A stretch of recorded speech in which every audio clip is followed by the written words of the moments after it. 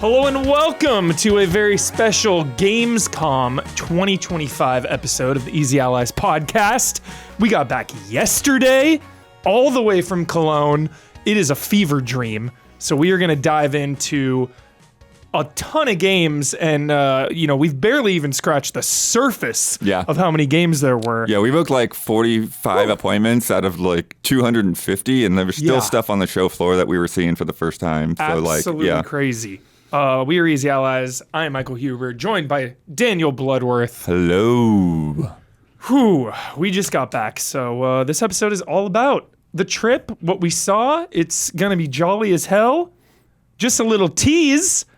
Wow, we played Silksong, Resident Evil 9, Requiem, Denshattack, Onimusha, holy moly, Planet of Lana II, Reanimal, and Bubsy. Hands on with Bubsy. And a whole lot more, including hidden gems like my favorite game of the show, which we'll be getting into. There's a demo for that one, so... Nice. Yeah, that's true. I'm going to try to stream that tomorrow morning, actually. Ooh. All right. We're going to dive into just Gamescom overall, Blood. Let's get started there. Yeah, man. We got a lot of photos, and let's just talk about it. Yeah. Start us off, dude.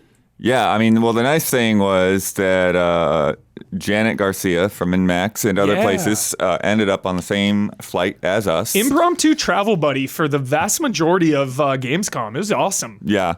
And then and then there are also a couple of people from Heart Machine that both me and Janet know that were on that flight. Yeah. But then Janet ended up being on the way back as well. So yeah, we got to hang out both ways. So jolly. And we flew into Frankfurt and took the train down to Cologne. Yeah. And so all three of us were on the same train as well. Yeah. So I live in Orange County now. So it was an hour drive, then the 11-hour flight, 11 and a half hour flight. Right. And then an hour train ride, and then a taxi to the hotel. Right. So it is crazy. It is so far. Yeah. Yeah. The guy next to me on the way, I was gonna do it, but also I was a little too tired to start it, and then it was too late. I didn't pull the trigger. The guy next to me on the flight, all three Lord of the Rings back to back to back on the flight, dude.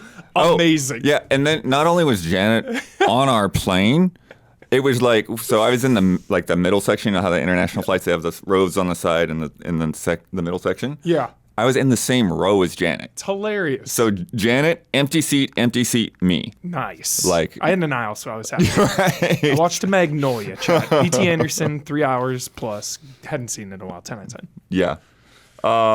And then, once we got in, I went for a walk around to, make sure that I don't fall asleep, because that's the worst thing you can do is sit on that bed as soon as you get to another country after that kind of time difference. Yep. And then Dawn show my dinner. Like the first thing I did, got me a pretzel and some currywurst. Currywurst was the star of Cologne food for this trip. This time for me, I was all about it. And brooch in there as well. And then once I finished my currywurst, then I just took my Pepsi and my pretzel and just started walking down the Rhine. You can show the river photo. So jolly. But then, who's coming at me? Kit and Krista. Nice. And they're like, "Are you walking around with a pretzel?" Hell yeah. Why wouldn't you? It's like Disneyland, dude. Yeah. And then, Don, you can, if the cathedral shots are in there, you can throw those up there, just kind of skim through a couple of them. Just started wandering around the cathedral, started reacclimating to the neighborhood. My last Gamescom was 2012. Wow, dude. It has been 13 years. That cathedral never gets old. Holy shit. It is so massive. I mean, you want to talk about something dominating the landscape. You It's can incredible. see it from so many directions. I mean, it's actually helpful because when you come out of the train station, you come out of that convention center, okay, we need to get back. Where are we? And there we go to the cathedral. And then it's also where we met up with everybody for before the meetup, so that Yeah. we had a good place for like people to like orient, and it's like, okay, everyone's here now. Yeah. We're gonna walk over and find a spot to eat. Yeah. But yeah, Nice. so I always try to find anytime I travel, I try to find a spot close to me. Yeah. Like a pub or a bar. When I was in New York, I went to the Independent every night. This cool bar. And then when I was here, oh yeah, you found one real close to the hotel too, yeah. this place called John Barleycorn, and it was an Irish pub. And even Tim was like, yo, I've always wanted to go there. It just opened up a few months ago. Oh, nice. So I was like hitting up that spot. It was like 4 minutes from me. They had fish and chips and Yeah. a whole ton of beers. It was amazing. Yeah, and so I think like Sunday we didn't really end up doing a heck of a lot else. I was, like I said, I was wandering around. Keep it chill. And just getting reacclimated to the neighborhood because like I hadn't been there so long. It's like one of those things like when you go back home after being away for a long time, it's like, oh, there's construction over here, and that old restaurant that you used to go to isn't there anymore, and there's these new buildings, and just and then Monday, The best. Huber and I went to the Chocolate I Museum. wanted to do it last year, but I ran out of time. Yeah, Lindt chocolate. It was fucking amazing. Now you think like, oh, Chocolate Museum, that's like fun and goofy and jolly. Like half of the museum was that extremely jolly, talking about chocolate, sampling chocolate everywhere. Yeah. But then there Seeing this whole production line that Don's putting the photos up for. Yeah. But then the other half got into some like real serious history about where these ingredients came from. Yeah. And countries like conquering other countries and taking their supplies to end up making the chocolate and all this stuff. All of the, conquest and racism and everything else that, it kind of went behind chocolate going from like a traditional South American thing to like, oh, now this is like got marketing and advertising and all that stuff. Yeah. Yeah. And like exploiting labor and stuff. So it was like a really educational and fun museum at the same time. It was funny though, because it was like, you ended that one room with like, how messed up some of the advertising was. Yeah. And then you go upstairs and the whole room is just like a celebration of advertising. That was so jarring. It was like, what? And they had like disco lights and stuff going off. It's like, what? There was some tonal whiplash in there. The vending machines were really cool. They had a vending machine from like the 1800s, and Don's showing it right now. Yeah, so that vending machine's like from 1900. Yeah, they had this chocolate delivery bike, so but then they're also like, they had a guard dog go with the guy everywhere, so like he wouldn't get ripped off. And I'm like, what?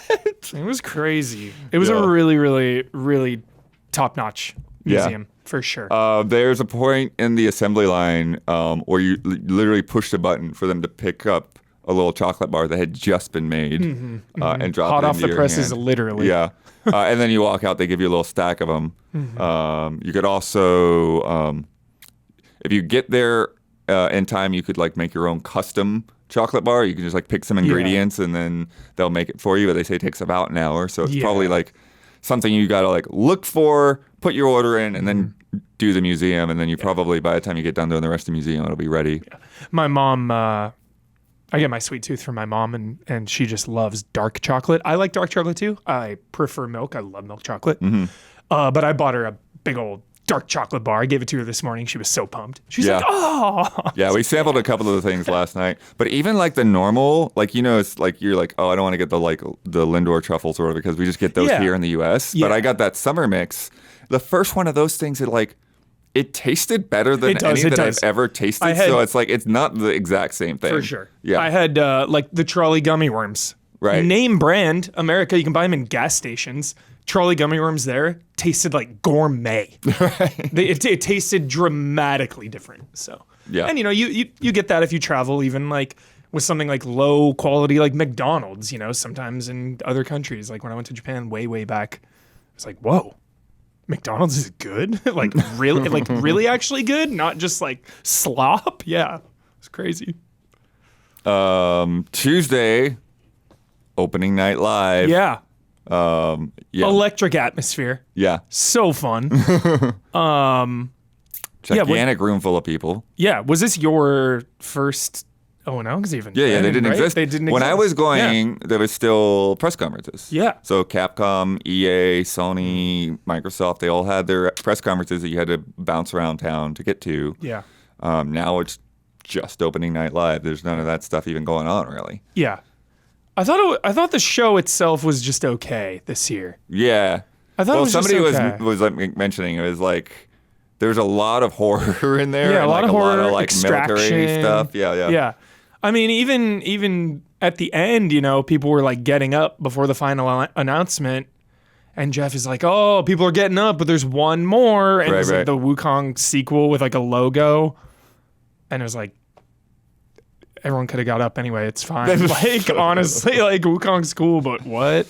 Yeah. No, it was funny because like right when we were sitting down, the 11 I saw the 11-bit guys sitting down, and so I got to go over and chat with them even before things got going. Mm-hmm. And then Denshattack, I had been in a Discord preview a week before, and so it was actually really gratifying to be in the room when that trailer dropped, and then for like everyone to be cheering afterwards. Yeah, I don't know if you could hear it on the broadcast, everyone, but in the area that was arguably the biggest pop of the entire ONL was that game. People started losing their minds. So, pretty awesome. Yeah. Yeah. And I really like the Resident Evil trailer. Resident Evil 9. Some people were underwhelmed, but I really loved what they're doing with the story and the characterization and the character emotions. It felt really intimate, high stakes, because I feel like sometimes Resident Evil struggles with like really emotional character moments. So I thought it was really strong, really good. Yeah. Yeah, I'm not sure if there's anything else. Like, it's hard to like remember.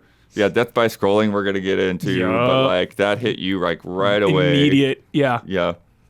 Yeah, we'll just get into a bunch of the games. Yeah. And then we did the VIP party. Got to see Kyle. Saw Bossman. Yeah. Jolly. Got to see quite a few other folks there too. Yeah. But like that was we knew that would be the only place to see Kyle because he's like on a flight the next morning. That guy, dude.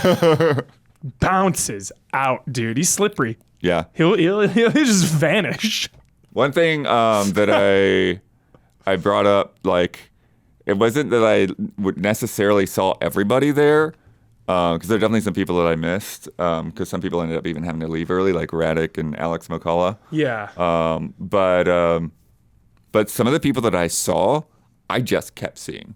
Yeah. Like, I think I ran into Gabriella from 11-bit, like, 12, 13, 14 times. Like, I even went to the Techland booth when we went to Techland to get like those burgers. Yeah. And it was like, and then here's Gabriella is like, oh, hey. Yeah. But yeah, so that was really, really nice. And it's super fun just walking around, Yeah. I'll bring it up to the top, Blood, even though it's on the bottom. But Huber Hype, you'll get to see us walking around the show, checking out the booths. It really has that electricity of old E3 in the public big areas. I mean, people are waiting hours and hours for games they want to play.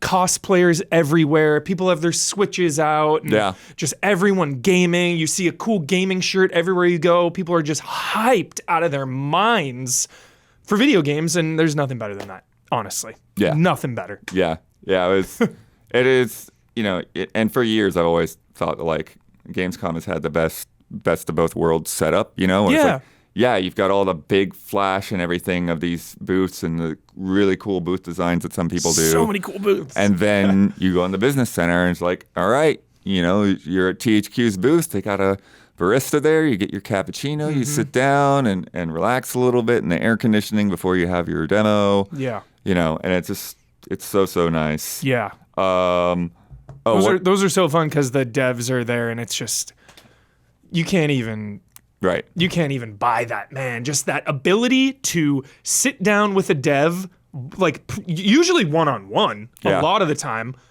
play their game with them right there and be like, tell me about it, dude. Like, where does this come from? Where does that come? Ooh, I like that. And even the little stuff, like, I played this survival horror game and I kept like accidentally like clicking something extra And the dev was like, yo, people have been doing that all day. He's like, I gotta change that because people have been doing that all day. I gotta change that input there. Yeah, so Huber, that was the line at Resident Evil before they opened. Yeah. Before the public could even get in, that was the line, dude. People were sitting down because they were waiting for that to open up. It's crazy. I mean, that's what I would do.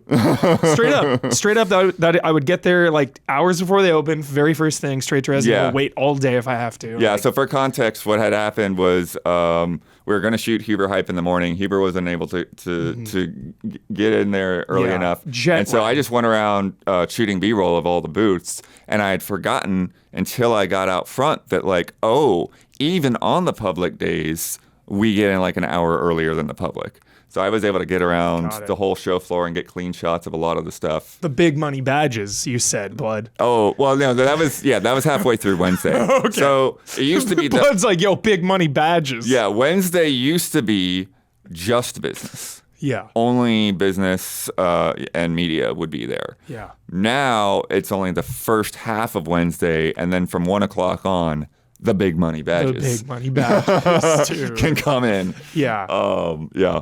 For sure. And then the evenings were just fantastic night after night. Sure, yeah. We did, everyone like used the Corconian, which is this Irish pub, as like the name to say, but it was just that whole plaza there that everyone was packed into. Yeah. And I remember I was out at dinner with some other folks that night. Yeah. And we were at a much quieter, very nice cocktail bar, and you're texting me. He's like, come here, it's crazy over here. And I get over there, and like the whole plaza is just full of Gamescom people, just everywhere. Insanity. Actors and directors and everybody. Everyone. And I was out, till probably like 2 o'clock. Psycho. 2 of those nights. I went back to the hotel around like midnight every night, and I was watching X-Men.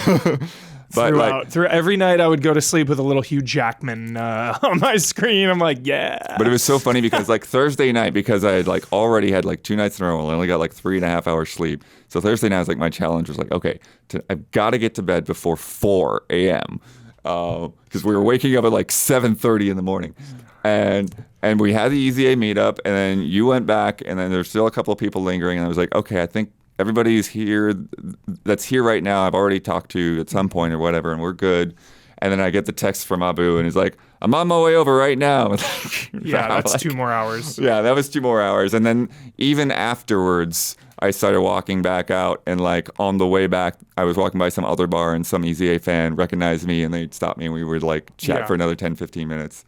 But then the thing that was the worst part about it, and then even after I got back here, I forgot the Metal Gear embargo. So I had to set up the video after I got back to the hotel. So I actually got to bed like 4:45 that night. Oh my God, Blood. Sleep, dude. Right. But that's the thing. That's what I'm telling myself is like, I shouldn't have stayed out so late, But like Tuesday and Wednesday specifically, like the most productive, best conversations I had were those nights. Were like the actually last conversations, for sure. Pretty much. Everyone's so loose by that point. Yeah. Not just because of alcohol, but like people are just like that late. They're running on fumes. But it was also because like you're saying, like that plaza was so full of people. Mm-hmm. It wasn't until those people had cleared out and I looked across the way and over at that bar, I was like, oh, I've been like trying to get a hold of this dude for like 8 weeks.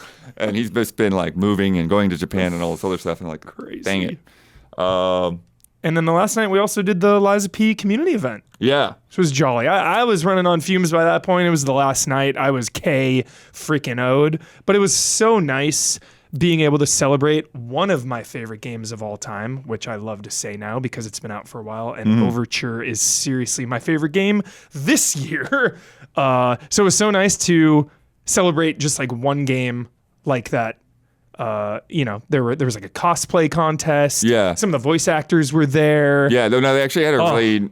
So I was afraid of this thing being like a madhouse, and so I was like, okay, we'll probably pop in, get some food, and leave. Mm-hmm. But I was there till close because it was just like, it was fairly chill. Yeah. They gave everyone like chips for like 2 drinks.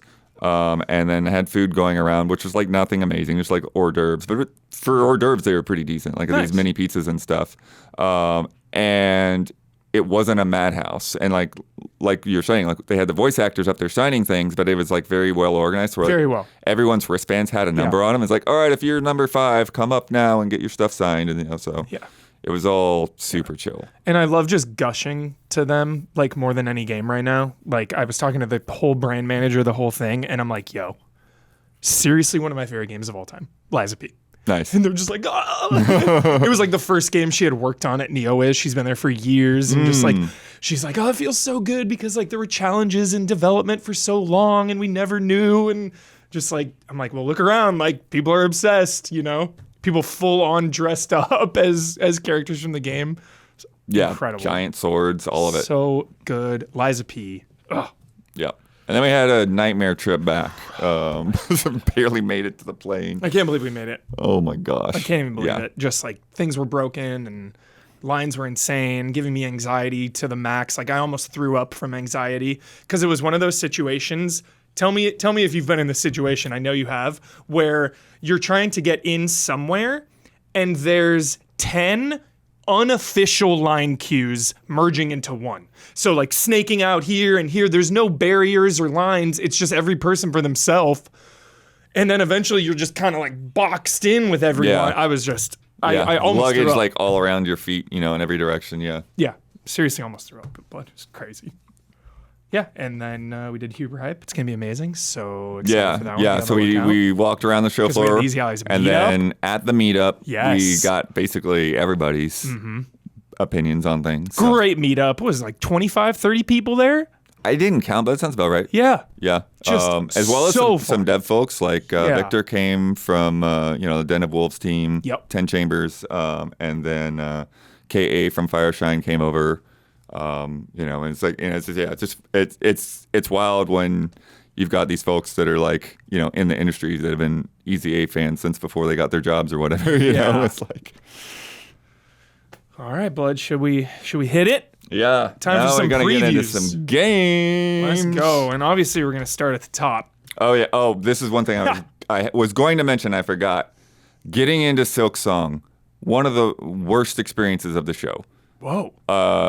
Yeah, because so we had at this point it was Silksong, so it was like I'll miss every appointment and wait 5 hours if I have to. No, that was exactly the attitude that we had, because this is okay. So this is Wednesday morning. This is media day. We have an invite. It's an invite only attendance to the Xbox booth before anyone else can get in there. Yeah, and we're there as early as we possibly can.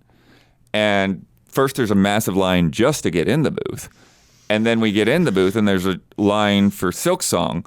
And in my head, I was saying, like, okay, well, we got a couple of hours at Xbox, so we can knock out Silksong, we can knock out Ninja Gaiden, we can get Denshattack, we can get this. There's probably a whole bunch of other stuff that we could get, but maybe we'll go ahead and maybe we'll shoot some Huber Hype while we're here. Yeah. All this stuff. You know what we did? We just stood in line for Silksong. Just Silksong. For the entire time, because there were 5 stations. Yeah. And I heard that Nintendo's booth, there was 9. Wow. But that's still not a lot. Yeah. When you consider there was like, I don't know, like 40 for freaking Lego Batman out there, you know? Dude. I heard, we didn't get to Lego Batman, but I did hear that it was good from everyone that got a chance. Everyone. We both got to play Silksong. Sure did. The funny thing is that the demo sections that they had were the same sections from like 2019 from what people were telling me. That's so funny. But they're just like with the updated build now. Yeah. And the other contextual thing to keep in mind is we didn't know the release date until the next day. Yeah. So we had no idea that this was going to be out in 2 weeks. Had no clue. It is imminent. Everyone's going to be about to get to play this. I saw a Hollow Knight peaked player count record. Oh yeah, like a couple days ago, it was like 25. Everyone's catching up. It's like we got to do another playthrough. Get ready. Yeah, what were some of these people doing for 7? No, they played it, but they're like, now we want to go back and be ready to go. You know. Sure, I get it. That seems like a lot. That game's long. Holy crap. Yeah. Silksong though was finally here. And it fucking lived up to my hype, let me tell you right now. Okay, it was just a taste. I got to play for like 15 minutes. Yeah, it was pretty strict 10-minute timer because of Yep. the stupid line. Yeah. There were 2 zones. These zones were I've got it all right here, the Moss Grotto and the Deep Docks. And the Moss Grotto seems to be like the very beginning of the game, Yeah. most likely. I just want to hype up how good it feels. That's all I can really tell you all from the little brief time I played. Who knows how it's all going to come together in the finished product. Expectations are beyond parity at this point because of the delays and the hype and coming off of Hollow Knight. So people are going to be rightfully a little harsher on Silksong, I feel like, when it comes out because the expectations are the maximum. But just from my hands-on, I'm so confident that it is going to be incredible because it felt so good. Some of the core mechanics are this dive attack she does with her your needle. down attack is diagonal now, yeah. And it's fucking awesome and so satisfying to get someone with that. Yeah, because it's not straight down. It's like a bam, like that. You also have like a limited kunai type throw weapon, like a secondary weapon. And then I really like the main mechanic of healing and your needle. So you fill this gauge, I forget what it was called, but you fill a gauge, and if you fill it all the way up, you can heal, throw the needle around, whatever, it takes a second, and that's a full heal. Every time it gave me full health. Even if you only need like 1 or 2 more hit points, if you do it, you're going to use the entire meter to heal. Right.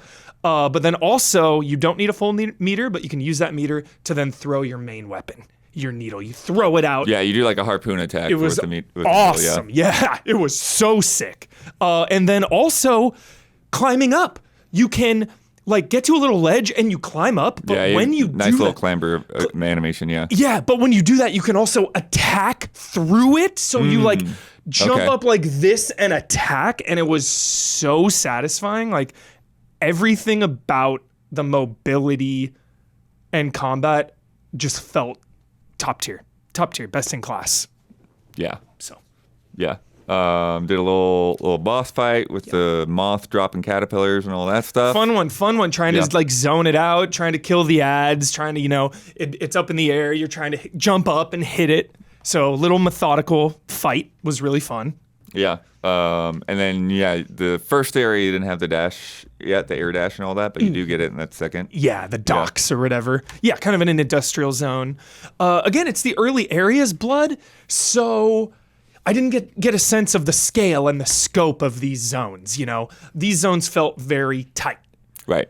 They felt like not a lot of exploration here. I still was finding secrets, hitting things, walking through little walls. Yeah, there's a lot of like elevators and stuff like that to mess around with. And, but it felt pretty consolidated, pretty tight for the demo, and they probably chose these areas deliberately to make sure that everyone was just kind of in the action and not wandering around. Yeah. So awesome, dude! I cannot believe it's coming so soon. Silksong, the whole world's about to judge this thing. 4th, it's like I know, it's just right there. I know. Just right there. What a move. I think that was the smartest move they could have done, Blood. The way they handled it, too. First day of Gamescom, press is playing it, talking about it instantly, right? Videos are going up the minute people are done. Yeah. And then they're like, hey, guess what? September 4th. Wow. Smart. Everything about it was really smart. After. Yeah. Well, that was one of the funny things, then, of too, course, because people were like, oh, it's such a surprise that it's coming out. I'm like, were you surprised? Because they've been building this up for like 3 months. Yeah. It's coming. It's coming. And like, so I wouldn't have been shocked if they had dropped it like the day of that announcement. Well, when they didn't do the shadow drop, I was like, okay, probably October, November. So yeah, I think the two week September 4th thing was a little surprising. Yeah. Yeah. Heck yeah, dude. Silksong. All right. Another big one, Blood. Heck yeah. The biggest pop at the ONL, Denshattack. I didn't get to play this, but you did, Blood. Tell us all about it. Yeah. And unfortunately, just in this moment, I remembered I had another notebook before the show that had all this background information from the devs, and I don't have it. But anyways. Oh, I thought you were going to go grab it. No. But I have my gameplay and all that stuff. But Dude. This was one of the things that was like most anticipated going into the show. Crazy. And even like night after night, like people were like, what is your game of the show? And like, I still had to keep going back to Denshattack. Yeah. And it is such a wild, crazy thing. And The way that I've been Play a baseball, dude. the way that I've been trying to like just simplify it for people is like imagine like a wild extreme snowboarding game, except instead of snowboarding, you're driving a train. It's insane. And it's full anime. Like you've got boss battles. Video games are giant train mechs. Yeah. Like, yeah. Blood, this game gives me hope. Right? Gamescom itself gives me hope, just walking around, there's just a hope in the air. 10 out of 10.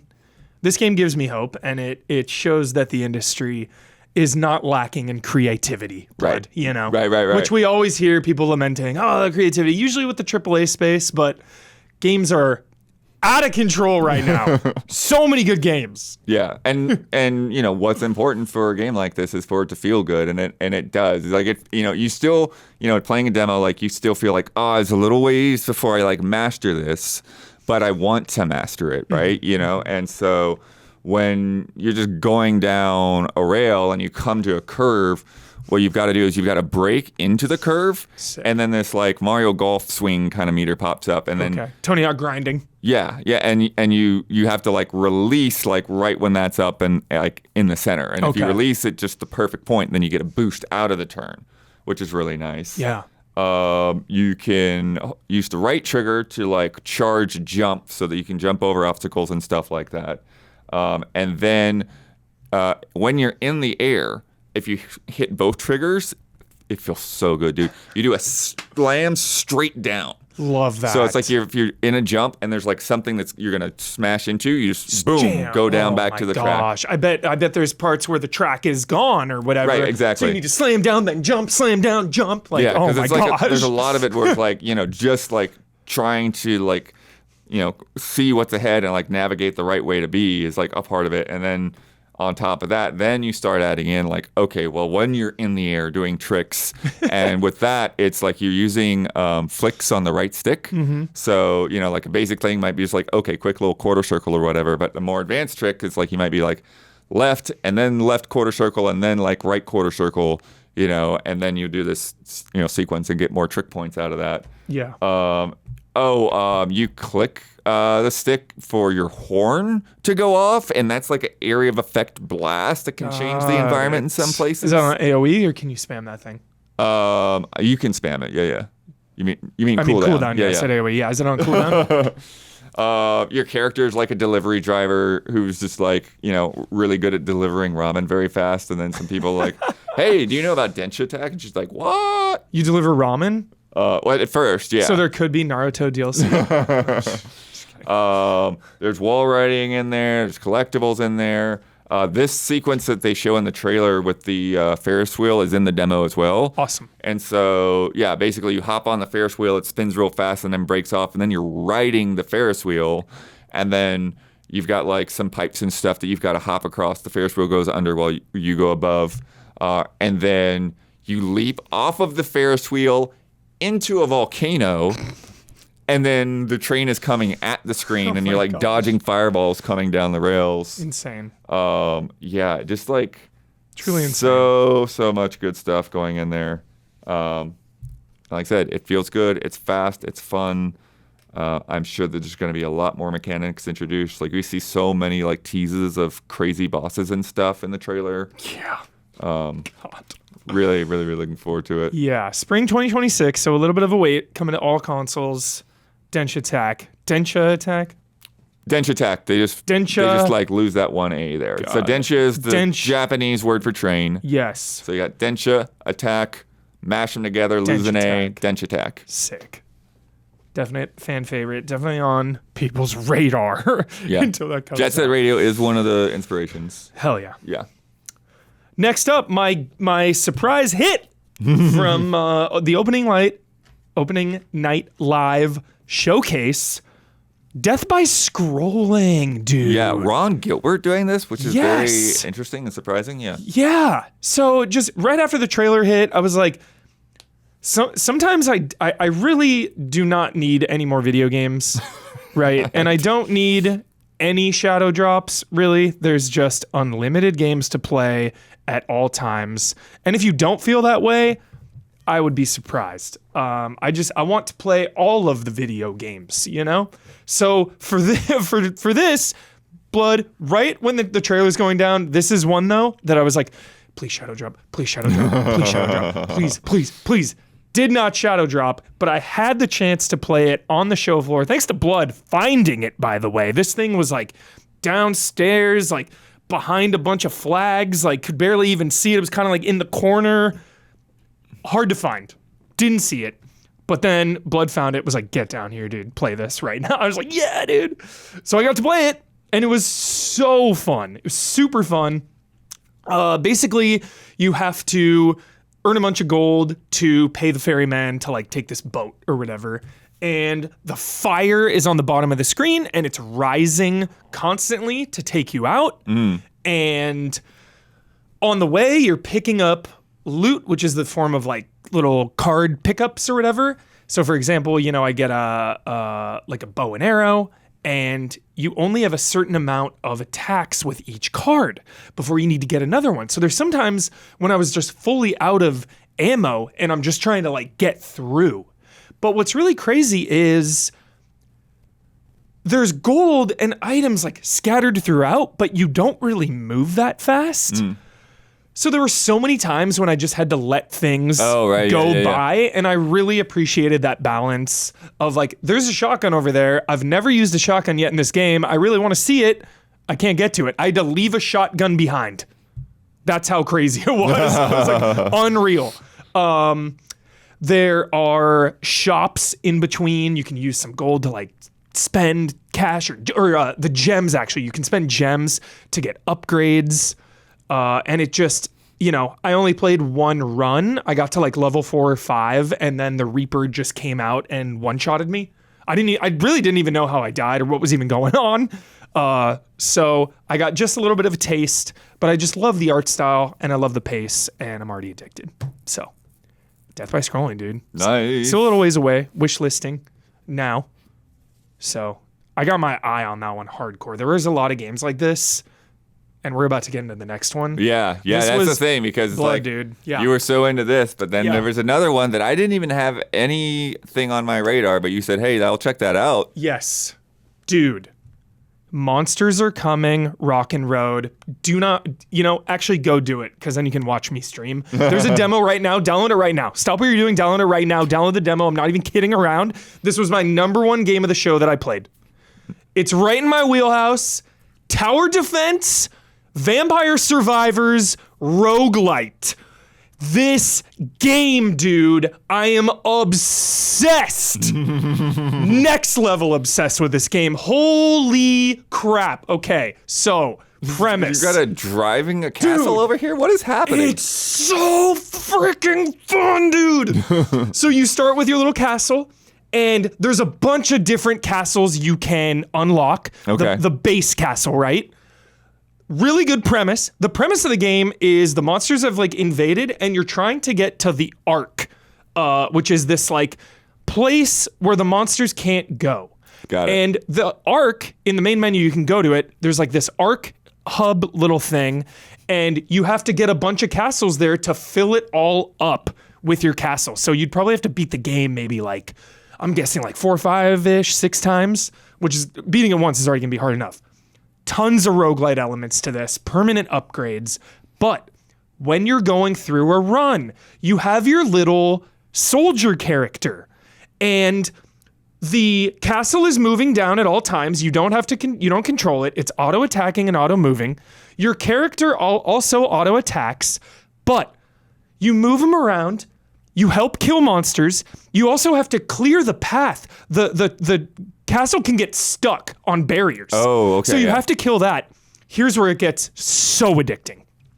You can harvest wood, stone, and gold with your character. Oh, and your character. And that's how you build onto the castle? Stone heals your castle. Gold gives you permanent temporary upgrades, maybe permanent also, I think, because you take gold at the end. You take all the resources at the end too. Mm-hmm. And then wood increases the castle's attack speed. So all 3 are super important. And your character can also attack minions. When you level up, you get to pick a random add-on to your castle. So you can get like a freeze turret, a ballista. You can get one that adds additional damage to all adjacent towers in your castle. You want to keep it tight because if you build out too far too, it's making it more vulnerable. Enemies are attacking from the sides, they can just chip away at it. It's also getting stuck on barriers. Your character can also go off into little side areas, find loot, because he can get upgraded too, more damage for his sword or whatever. I'm like unbelievably addicted to this game, dude. I was freaking losing my mind with the dev, dude. He probably thought I was like I don't know what he was thinking, dude. But I was out of my mind hyped for this game. There's a demo right now, so you can I can put my money where my mouth is. You can try it out right now and play this. I just need this game. I need it like right now. This is one He no joke just kept looking it up while we were like at the airport and stuff. Yeah. Like just kept looking at the Steam page. Yeah. I was like, please. It's coming out to PC first, they said. They haven't announced any consoles or anything. Right. So that kind of, I feel like when things are on more systems, there's like more hype, more everyone's involved. So it might be a little bit of a slow. Yeah, but I mean, Vampire Survivors had to roll out to one thing after another. And yeah. So it's fine. Dude. Small teams, you got to do things one at a time. Yeah, I'm going to try to stream it tomorrow morning. Stream that demo. It's probably like one little run you can do. But oh my god, so I'm not kidding. My favorite thing I played. Nice. Favorite thing I played. So hyped. Sick. Yeah. Monsters are coming. Rock and Road. Don't skip. All right. Next up, Blood. You played Lego Party. Yeah, you guys played this at Summer Game Fest. And I missed it. Oh, okay. Yeah. But I know Don was. Don in there. definitely did. And I was kind of skeptical, and now I've gone in and like I'm a believer. Like I think that this a true believer might be better than Mario Party. Whoa, bro! They've really done a lot of great design things. The newest Mario Party is the best Mario Party of all time. Let's pump the brakes here. Let's keep it chill, Blood. No, there's a lot of great stuff like throughout this with the map designs and like a lot of interactive elements, and they talked multiple times about taking away some of the RNG into where it feels like it's not you don't just have things taken away from you for like no good reason. Shots fired directly at Mario Party. Okay. Like one of the examples was that I played this pirate map, and there is like a Kraken on there that uses a shortcut. The Kraken pick you up in its tentacle and will toss you somewhere. And so when that toss happens, rather than you just going to a random space, you would see like the arrow like quickly tap tap tap tap tap tap tap tap tap tap, and then you're timing when to click the button. And it's like, okay, you're probably still not going to be able to like hit the one that you want, but it doesn't. Yo, that Excite Bike shot, Don. Sick. But it doesn't feel like it's out of your control, right? Got it. Similarly, like there was one of the items will like, instead of a dice roll, they kind of have like 2 rows of numbers, right? So it's like 1, 2, 3, 4, 5, 6, 7, 8 kind of thing. So the item would turn most of those numbers into 8s, but there's still a 1 on there, so you could still screw it up. So little things like that. Yeah. But with the interactive board, the thing that's really cool is there's parts of the board where like they'll have just like kind of like vague, like, do you want this or that? And you're not exactly sure what it's going to be. But you basically like Lego style, like build up the next part of the board, that next section of the board. And so there's one where like, somebody else like built a pirate ship. And then when that got used, then everybody went into the air and the pirates would like shoot at them and knock stuff out of them.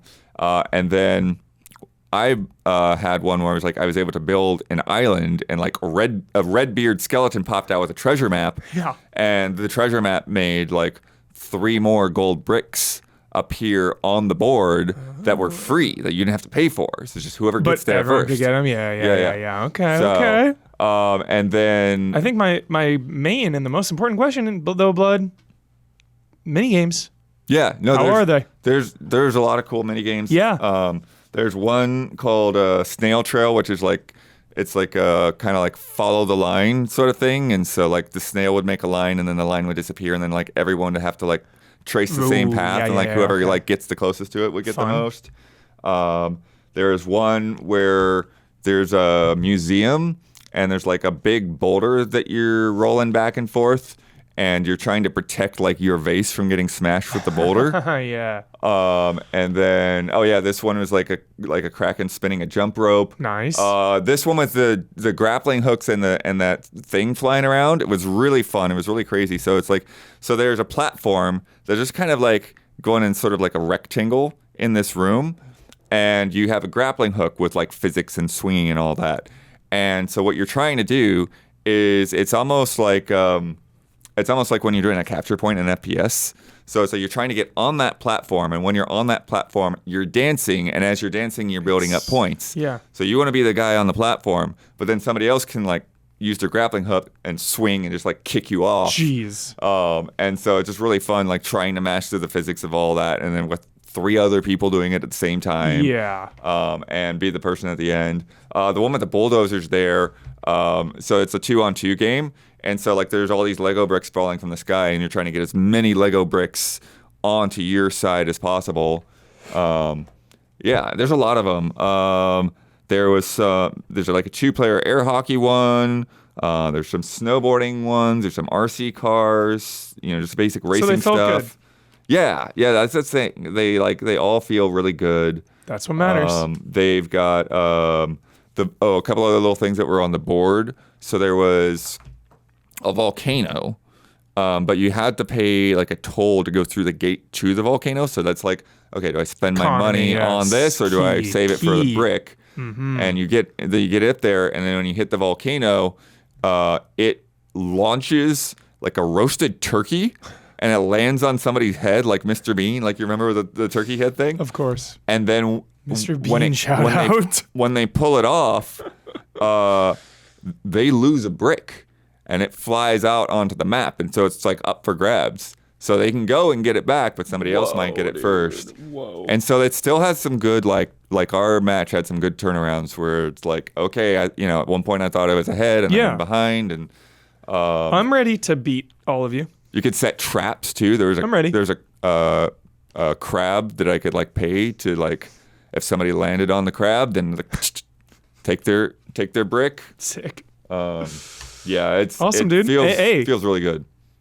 Lego's been killing it. So yeah, Lego Horizon, Lego Party looks good, and everyone's hyped. Lego Batman, we're gonna talk about. Oh no, we didn't get to play it. We didn't get to play it. Damn it! But they were talking about like the crazy restrictions that Lego has. Like, everything's got to be accurate. Yeah. So like they're talking about like anytime they would have something that's a sphere, like this is a big thing. It's got to go to the Lego masters to make sure that this can actually be built. So this stuff has to be buildable with current Legos that are out there. So they're like, I feel like those checks and balances are actually really good. Yeah. Keep them honest about it, dude. So it's like, if you've got, if you want to, like they're saying, if you want to make a circle, it's like, okay, well, you can have a circle that's this big, or you have a circle that's this big, but you can't have one that's in between because there's no set of Legos that could make that. Awesome. Wow. Because everything has to be to scale. That rules. You can't just make smaller Legos. It's like, no. Dang. All the individual bricks have to be the same size. So cool. Lego Party. Yeah. When's that out? Do we know? We probably do. I have no idea. That unfortunately, when we get into stuff like this, like a lot of the bullet point back of the box stuff, I don't write down. I'm just writing down when I'm playing. September 30th. Oh, good. Yeah. Perfect time. Perfect timing.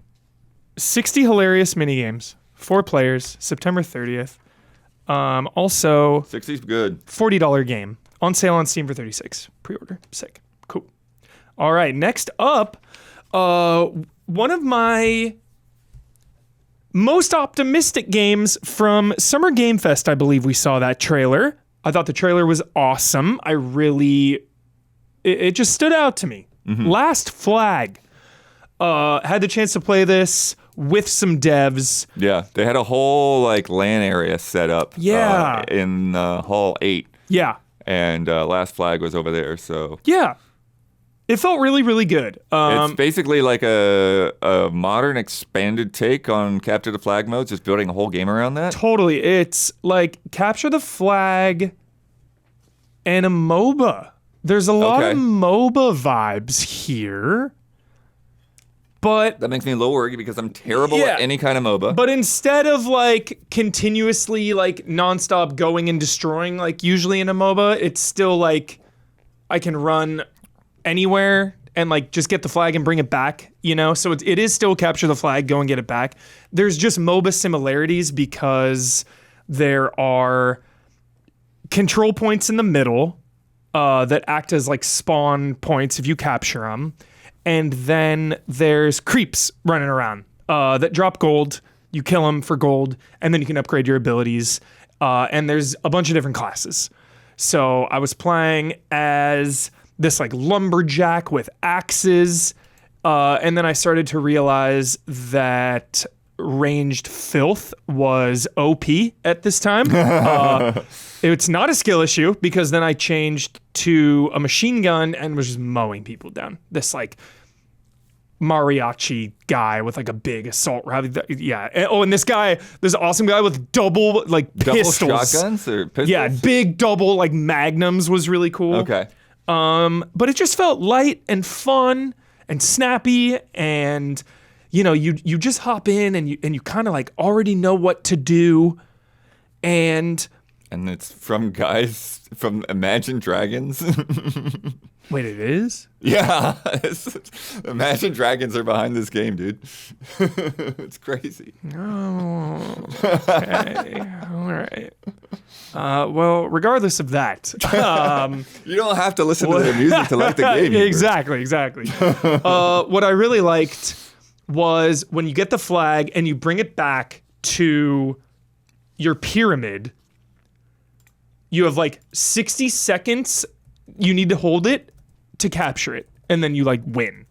So we just kept getting in these insane battles back at the pyramid with the flag because then everyone like rushes that. So it was really, really fun.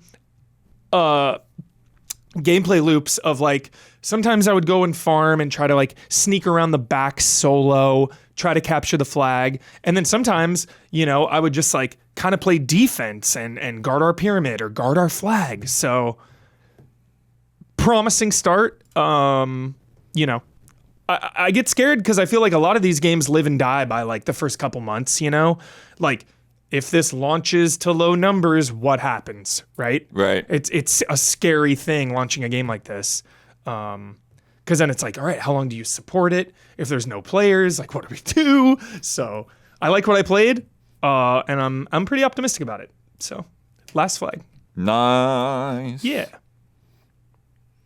Next up from the Ghost Runner devs, don't skip Ghost Runner, play right now, it's out. Valor Mortis, Bloodworth, you played this one. Yeah, this game is wild, dude, because it looks crazy. You know, like Ghost Runners is like very like neon white, like, you know, quick, like just get through a level as quick as you can and like try to everything, you know, like perfect and flashy and stuff. And this game is like, it's very much Souls-like, but it's first person and it's Napoleonic. Napoleonic? Yeah. No, literally, you start the demo like in a pile of bodies and the voice of Napoleon in your head.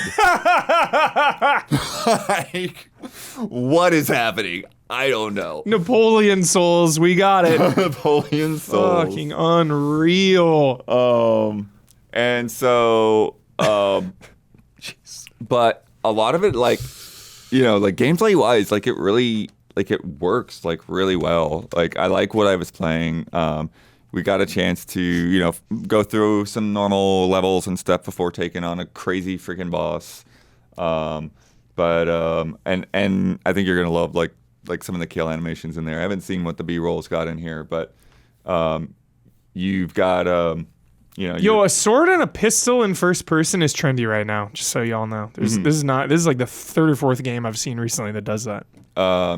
Yeah, and so like the pistol, so you can use to like hit weak points like that. So like you can use that to like knock down this log and move forward. But then sometimes enemies will have weak points. Like you'll see these guys that are infected with this like big blister on their heads. Ugh. So you can pop that. And then this guy's got a like blister on his chest. And it's called there's this substance that's like basically just mana, but it's called neptoglobin. Neptoglobin. So you also get like some magic as well. So you swap your left hand between the pistol and the spell, and you can do that like real quick. Press a button. You can backstab guys when you get close enough. There'll be like a little icon there, and there's like when you do a perfect dodge, the enemy will go into slow motion, so you can get that going. Obviously, you got the parries in there as well. It looks sweet. Yeah, and saying it, and in the Ghost Runner devs again, like I'm big on pedigree. Mm-hmm. Who's making it? You know, right? It's wow. Ghost Runner is a fantastic game. So, so I'm trying to remember. Like I had all this stuff in my head, and now it's so many other games.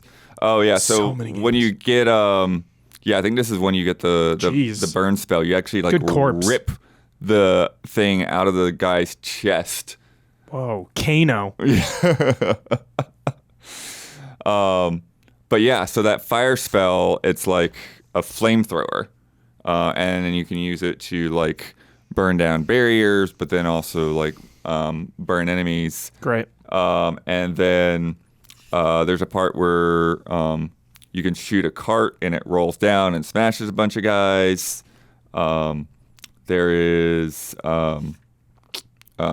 like equipable ambers and stuff like that, so you get different perks. Like one where there's like if you destroy a weak point, it will cause an explosion.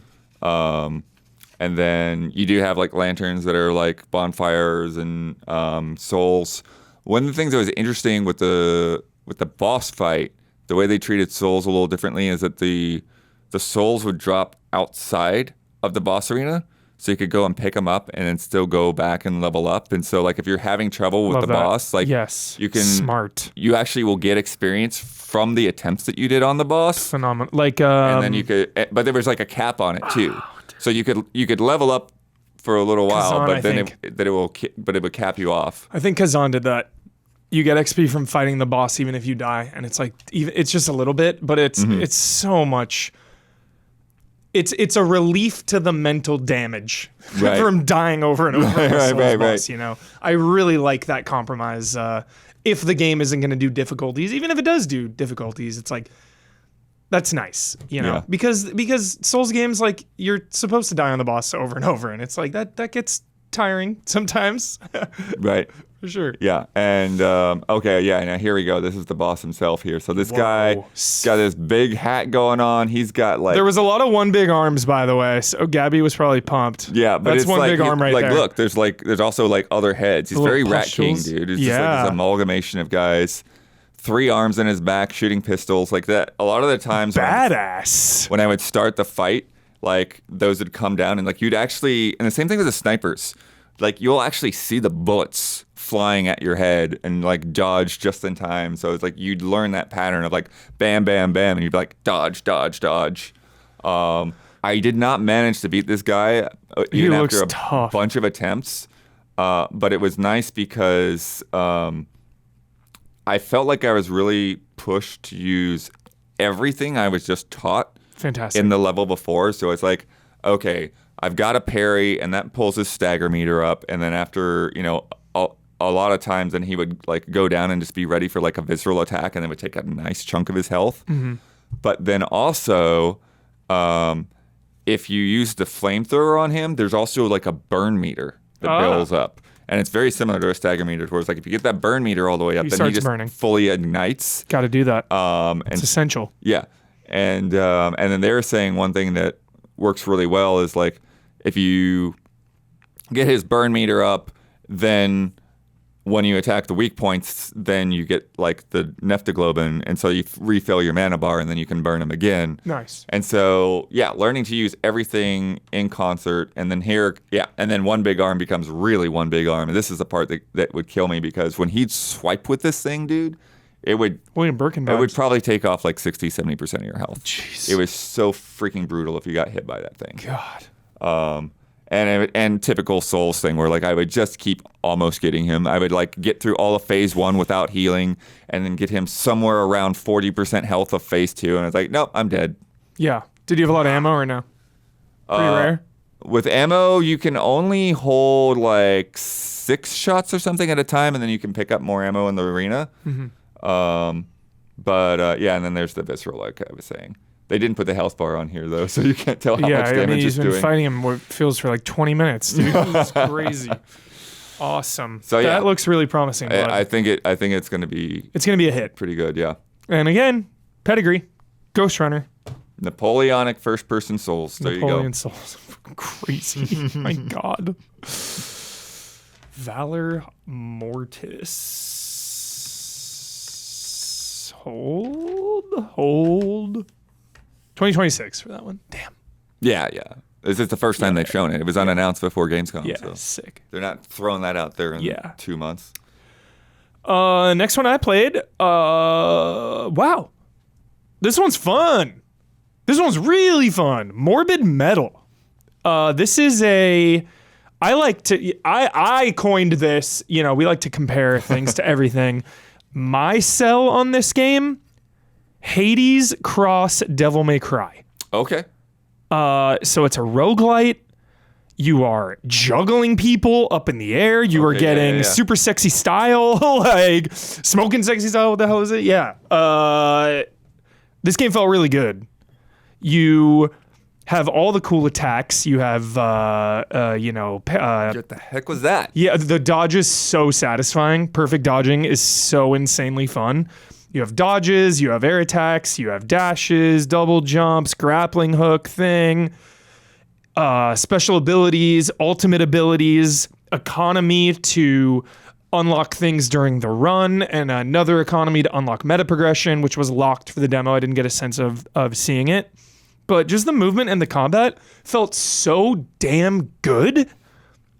So this is one to definitely watch. If you're into these types of games, I'm obsessed with roguelites, especially in the last 5 years. I can't get enough. I cannot get enough of roguelites. It's like got such a crazy sense of speed. It's so fast and fun. One of the main gameplay gimmicks is there are 4 classes, I guess, but you use them all at once.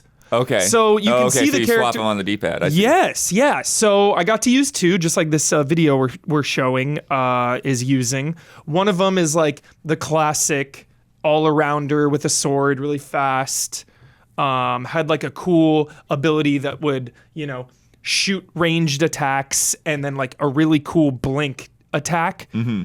Really, really fun. And then the other one was like this Ronin-looking character with a big 2-handed glaive type weapon that really specialized in breaking shields and juggling. That class was really good at like launching the enemies into the air, and then you would switch to the other class and do a lot of air attacks. So I mean, it is Devil May Cry inspired for sure, because you are just constantly like comboing, switching, trying to get your score up, and it felt really good. And then there was like a big boss fight at the end. But yeah, that I was so mad I got the boss all the so classes low. At once is really interesting. It's like you can see that they all have fully different abilities. Yeah, so for real, once I unlocked the secondary class, because I only got to play like one full run,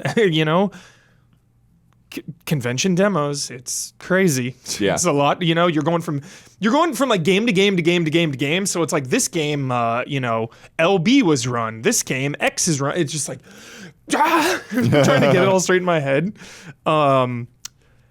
So yeah, I got to the boss. I died like right at the end. I was so bummed. They say it to everyone, but the guy was like, "Oh, you got the furthest for sure." But then once I unlocked that secondary class, it got so much more complicated. So I can't even imagine when you have like 3 and 4 classes, juggling all of them with all of their abilities. Even the guy said, he was like, yeah, we've noticed, a lot of people are, just rocking the, one class for this demo a lot, not a lot of switching going on. I think he felt kind of bummed. And just the starting class, I just felt better with it, Sure. I feel like there was just a learning curve for the second one. But my only note was locking on to targets and the camera. I think it needs a little bit of smoothing, a little bit of work. Sometimes I would just be like, I want to look here. Why, and I'm like looking over here, and I'm like trying to swap who my target is, and it was just a little finicky. Yeah. I mean, that's also another thing that can be tricky to acclimate to in a demo, because they can always have like slightly different nuances. Yep. Yeah. And then some like AI is talking to you, or like someone outside of this Animus type thing. And then the main villain is like in the Animus, but like you would go to this like other secret area, and the villain would be like, "Where did you go? I lost you," like blah, blah, blah. So there's like simulations going on. It was all super weird and cool. And again, another one that I'm like, looking at you, Morbid Metal. This is a good game. It says coming soon. So whenever. And Ubisoft is actually publishing it, which I thought was pretty crazy. It was in their big booth. Yeah. And it's coming to early access though, so it's gonna be a bit for that. For sure. Yeah. They apparently on the Steam page, they've poured almost 7 years of work already into this game. So holy moly. Also a demo. So many demos. Great. Look, if you're curious about any of the games we're talking about today, check out Steam. Check out anywhere. Quite a lot of these demos are just available. So give it a go. Sick. Yeah, really cool. Really, really hopeful for that one. All right, next up, Bloodworth, dude. Planet of Lana II. Yeah, dude. Yes. So this is definitely one of my pleasant surprises of the show. Nice. Because I was really looking forward to the first game, and I felt a bit let down with it. And I just, at times I felt like it was just like a little bit too on the simple side. And they really seem to be addressing that on like every aspect. Like they say that like they fleshed out the narrative more. They've made the game about twice as long. Like the first game is like 5 or 6 hours. This one's like 8 or 9. And they've also like, improve the complexity of the puzzles and that's good. And really the skill sets of like what you can do. And if you're not familiar with the first game, Planet of Lana is basically like it's a side-scrolling kind of puzzle adventure game. You could like maybe compare it to like a Limbo or something. But you have this little companion character named Mui that you can point at different parts of the level, and like it's sort of like co-oping by yourself. One of those kinds of games, right? Mm-hmm. It's like you've got your main character and you've got your other character, and you use their two abilities in conjunction with each other. Cool. But see, like one of the things that they've added is that you can like swim underwater now, and the way you do that with Mui is you like find these little plants that Mui can hop on, and then when you go underwater, like it seals up like a bubble around Mui, and then you can still use some of Mui's abilities. But Mui can also kind of like hack creatures and systems and stuff like that. You just kind of like charge just like white pulse, but then it can also take control of these creatures too. Mm-hmm. And so like this is one of the ones here. I don't even know how to describe this thing. It's like a flying bag. Like you like fly into the water and like fill it up with water, and then you can water these plants, and then you've got like bamboo that you can climb and swing across. Kind of giving me a Pitfall vibe here, but I don't know. I just Pitfall game into my brain. And then there was another one with the underwater section, where there's basically like fish stealth. Fish stealth. So you're trying to swim past these fish without them attacking you, and so what you've got to do is you can see this place that you need to get to like have Mui like open up the area, but the fish is going to see you before you have enough time to like open that door. So what you have to do is you have to go up and around, and there's this little school of like little squiddy things, and you take control of one of the squiddy things, and it can actually put out like a blast of ink. Oh. And so what you do You're pumped, is you kind of is very Echo the Dolphin. You've got to like hop out of the water and over the rocks a couple of times, and then you get around to where that fish is, and then you just like spread a cloud of ink, so then you block its line of sight, and then you can open that door. Nice. So that's really nice. And then they had like they skipped us through like 4 different areas fairly quickly. There's that underwater area. There was a snowy area. There was this place where like you're trying to break out of this prison cell. Metal Gear? Yeah.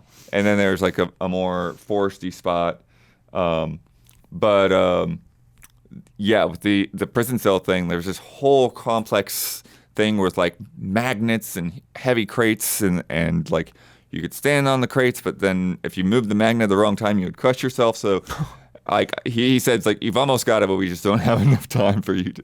So we want to make sure that you see the last area too. Yeah. But which is the one with the bag creature, whatever the heck it is.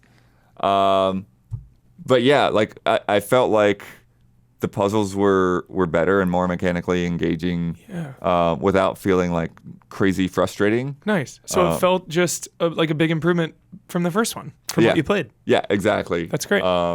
And it's all we want from a sequel. they also talked about that, like, you know, in the first one, like you're always just like fighting against robots, but there's now in this one, like there's another tribe of people that are, you know, coming after you. Avatar 3. And you know, trying to kidnap Mui and use it for their own devices and stuff like that, and like sort of unraveling like what are their motivations and what's going on there. Nice.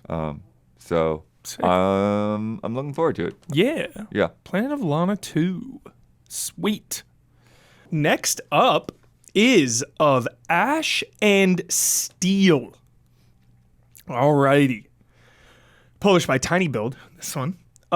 This is an RPG really focusing on the old RPGs, the classic, you know, exploring, dialogue choices, freedom, stuff like that.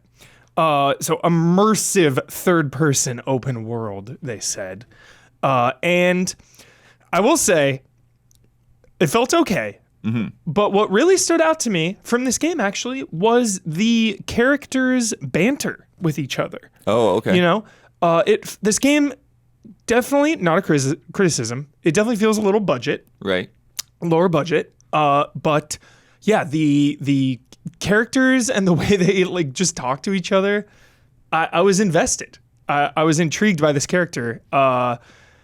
And there's like a little bit of puzzle solving here and there. I went up to like, you know, one of the first things you do is you're looking for this loot in this little hamlet area. So I had to like move some boxes, you know, put them in a place, climb up, stuff like that. It starts out, basically, I have like a little home or whatever that I'm in. So it's like player housing kind of vibes. But then, yeah, then the demo is basically like, all right, go off and you know, get to this character. He'll give you a mission, and it was to find that hidden loot.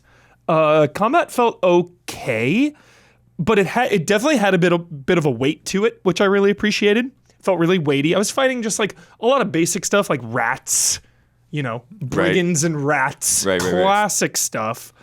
Another cool thing is your job, dude. You're not a warrior, so it's gonna take a while for you to become, you know, on the title page, it's like you're this badass looking knight character. And it's like you start off as a cartographer. So you're just a lowly little map maker. By the way, the map in this game is an actual 10 out of 10. Nice. So, well, that better be if you're a cartographer. That's what I was saying. I was like, yo, I love video game maps. The map was awesome. But, you know, semi-spoiler alert, you meet someone and they seem really sketchy. And I was like, this person seems sketch. And like, sure enough, like classic double cross. So yeah, I was intrigued by the systems in this game, the dialogue choices, the crafting and like the player housing aspect. Just a little more on the budget side. But yeah, not too much to say about it other than, yeah, I just really liked the banter. And they said there's a lot of mini games. I was like, yo, are there card games and stuff? Okay, yeah, because we see that in the trailer. Yeah, there's like fishing and stuff. They did say there was a card game thing. They're like, yo, it's not like Gwent or anything, but there is one in the game. And I was like, yes. So yeah, it's kind of has a little bit of shades of The Witcher, I'd say. So yeah. Not much else to say. You can sign up for just a play test. You have to request access. No release date, anything. So this one just felt pretty early. So yeah. Cool. Yeah, Of Ash and Steel. Yeah. All right, Blood. I'm going to get into it this time with you. I'm going to play Borderlands 4. Will it be Boring Lands 4 or not, Bloodworth? Yeah. I don't like Worst talking clickbait title. Yeah, I don't like talking smack on any game more than Borderlands probably. Yeah, I don't know Don, what it is. This is a 30-minute clip, so maybe jump ahead like 6 minutes or something because it takes me a minute. This is fine. Borderlands 4 Blood, you got me this time. I'm in with you. I'm going to give it a fair shake. Fair. Always got to be fair. Nice. So yeah, this is actually one of the few ones where we actually have my gameplay because they just set up the capture very simple. Just click the button to record and then walk away with an SD card. But yeah, they had a brief little presentation ahead of time and not a whole lot in there that I hadn't heard before. If you've been paying attention to some of the dev diaries and stuff. Yeah. But one of the things that they said that I thought was really kind of gave me a chuckle is less borders, more lands. See what I mean? Like, come on. But it's like, yeah, they're talking about making a bigger world and not having as many load screens and stuff that you can just kind of go everywhere. I just don't like their vibe, man. God. But you probably like this guy. He's like helping people out. Sure. That's Rush there. Sure. But one of the things that they were talking about that's kind of crazy is making the quest system more dynamic, kind of like what we were talking about with Blood of Dawnwalker, to where it's like there's not necessarily an exact order of quests to go in, and so it's like you wander over here and you start. Rush seems really cool. You start doing these quests, and and it's fine that you haven't been to the other side of the map yet, because when you get there, then you can do that. And so that really we're talking about like, all the work to like write that stuff out and think about all the variables and everything. Wow. And just kind of explore the world at your own pace and still have it make sense. Okay, so it's really non-linear with the story mission progression. Yeah, like I'm not sure exactly how it's all gonna fit together. Yeah. But yeah, so you can still feel like you're moving forward no matter what direction that you go. Yeah. The other thing that's kind of interesting to me about this in terms of the improvements, because they've done a lot in terms of, I think that the thing that I appreciated the most was like how much they've upped the mobility of your characters, and so. Like you can climb and you can clamber, you can like hold the jump button and glide, you can double jump. And so all of these things, as well as like some of the other changes they've made to like grenades and rockets and stuff like that, they all feel so seamless in a way that like I'm afraid they might not be appreciated because it's like they've done so much to just like make it feel like it's just natural. So and I think the same thing like with like a lot of the visual upgrades and stuff. It's like, they've upped everything, but like it still just feels like it could just feel like it's more Borderlands, even though everything's better. Got it. You know what I mean? So it's just a lot of quality of life stuff, is what you're saying. Just everything feels just a little more polished. Yeah. Nice. Okay. Yeah, like moving around in combat. Similar, but just better. Adding these things to your tool set like feels like there's points, like with That's the good. glide, where it's like it's nice to just like double jump and then glide across and then being headshotting someone while you're gliding. Yeah. And then that's I was playing as Harlow, who I think is one of the newer ones that they've had, considering other demos. Oh yeah, that's right, the grappling leash. That thing is really fun to use. That looked fun. So there's certain points that you can grapple to and get to higher ground, but then you can also grab like explosives and then toss them back at people. That's cool. So it's nice to just like watch for that grapple icon. Yeah. And trying to think about what else there was in there. They got rid of having to pick up freaking health all the time, dude. Yes. So you just have a health kit that's on a cooldown, and like the rest of your equipment, those health kits can also have different variables and different perks. So it's like, okay, when you here's a health kit that speeds you up. Here's a health kit that like also boosts your shields. And, that sounds a lot better, Blood. Yeah, and then clearly like because I hate picking up trash in this game. Yeah, some health kits are gonna have more, more charges than others and things like that. So. Yeah, I think that kind of thing is going to be really good. They did describe the humor as being kind of between Borderlands 1 and Borderlands 2. So it's like humor is still a part of the story, but it's not like so overwhelming, over the top all the time. Is Claptrap in this one? Yes. But remember they put a slider you can turn Claptrap down if you only Claptrap. Yes, so good. Super off. Fully off. Before I even start the game up, I want to hear 0 words. Yeah. Yeah. I think it was the first demo too that they allowed you could pick any of the Vault Hunters. But this game's not that far away now. This is a couple weeks to go. Yeah. I'm going to give it a go. Yeah. For sure. Barely played 3. Really? Yeah. And I know a lot of people like that one like kind of the most, I feel like. Yeah, I think the hardest thing to me with this demo was just, it just comes down to like the loadout of guns that I had, for this save file. Yeah. Towards like I wasn't 100% feeling any of my guns, so I was just kind of like kept, grabbing things to like look and see like what do I replace with, Yeah, yeah. But that's just one of those things where, when you've got literal millions of guns.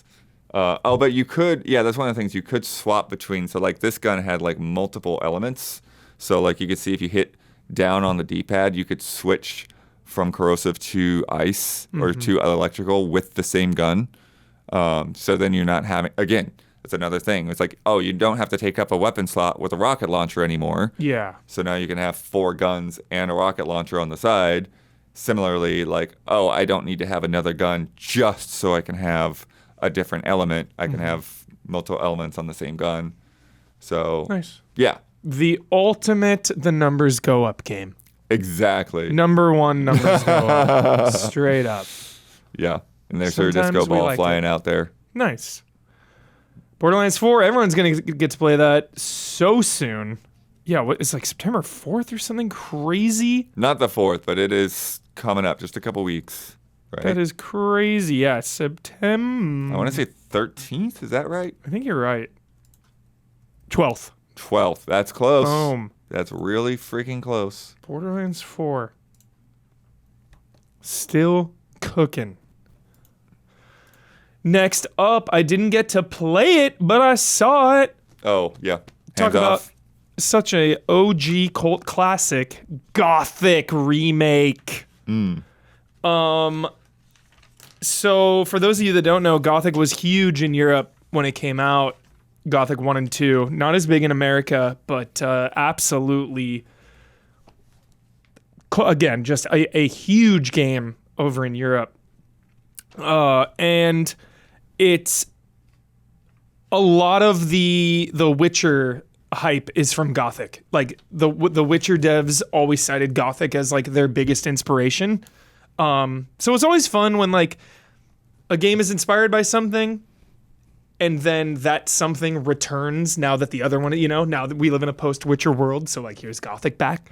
It looked so good. This is a franchise I've always wanted to get into. My friend had Gothic 1 that I played just anytime I was at his house, I played it just a little bit, but never enough to really get a sense of, what it was all about. And, pretty complex game. We were kids. Yeah. So I never got into Gothic either, so I don't know a lot. Yeah. There's no quest markers in this game. Lots of freedom. They were playing like different classes. Dude, one of the sickest things, holy crap, this like mage wizard character blood, they might have sold me on a mage. Dude, that never happens. You can turn into like a wolf, and the animation and everything is so sick. They like and like go into the ground, and these like things come up, and they full on turn into a wolf, and then they're just like going along as a wolf. Just awesome. Going by guards. The guards like, whoa, dude, wolf, like, whoa. They turned into like a little gnat bug thing in a cave to like shrink down. And so a lot of like shape shifting. They also summoned skeletal warriors. Yeah. One of the greatest things in the business. But it looked really cool. Another cool thing. I loved this. There's so much reverence and love and respect for the original. The original has legit narrative plot holes. This is a 90s game. Right. Like, we've come so far in this industry, especially with narratives and storytelling. So they're like, yo, this is a chance to fix those plot holes. Another thing, there were environments in the original that always felt like you should have been able to go there, but you couldn't. Okay. So they were like, yeah, we expanded a couple of these areas. One of them was like a mine or whatever. You would go in the original and there'd be a big gate and it was closed. And they're like, yeah, now you can go in some of these places. Every human character is like unique. So it's like there's like a Shenmue vibe going on, out of control. They were in some caves with a torch. I love torches in dark places. I just love that. That feels like it should be a video game. Torches in dark places. So I love Torchlight. There was a cool lockpicking mini game. They were like, jiggling the things around. Dark magic is like such a big part of this game. You can learn how to climb rocks to like get into places easier. There's like some big immersive sim vibes here. There's multiple ways to solve problems. So yeah, they were talking about one of them was being able to climb rocks, but you would have to learn that from someone in the world. So everything has context, which I really appreciated. And that was pretty much it. It was hands off. Just got to see, a little bit. Combat looked fine, but I can't really talk about it because I wasn't controlling. But yeah, Gotham Remake. Again, huge franchise overseas, and I feel like this is a really cool franchise to bring back. And, anytime like a big legacy game comes back after a huge hiatus, I find that really exciting just to bring awareness to it. Like Gothic 1 and 2 are very inspirational to a lot of games and a lot of devs out there that, grew up with it. So I think that's really important. It's really cool. Next up, a little hidden gem that I am addicted to. Also, please, I swear. I've been curious for this for a while, dude. Oh my goodness. It looks so fun. It's so fun. I hope there's a demo. So chat can download it right now. And there is a demo for Flick Shot Rogues. Download this demo. Holy crap. The simplest way to describe this is like tactical air hockey. Sure. Or like, what else is it? What is that? What is the one with the stones? Curling or like shuffleboard. Right. So Flickshot Rogues, you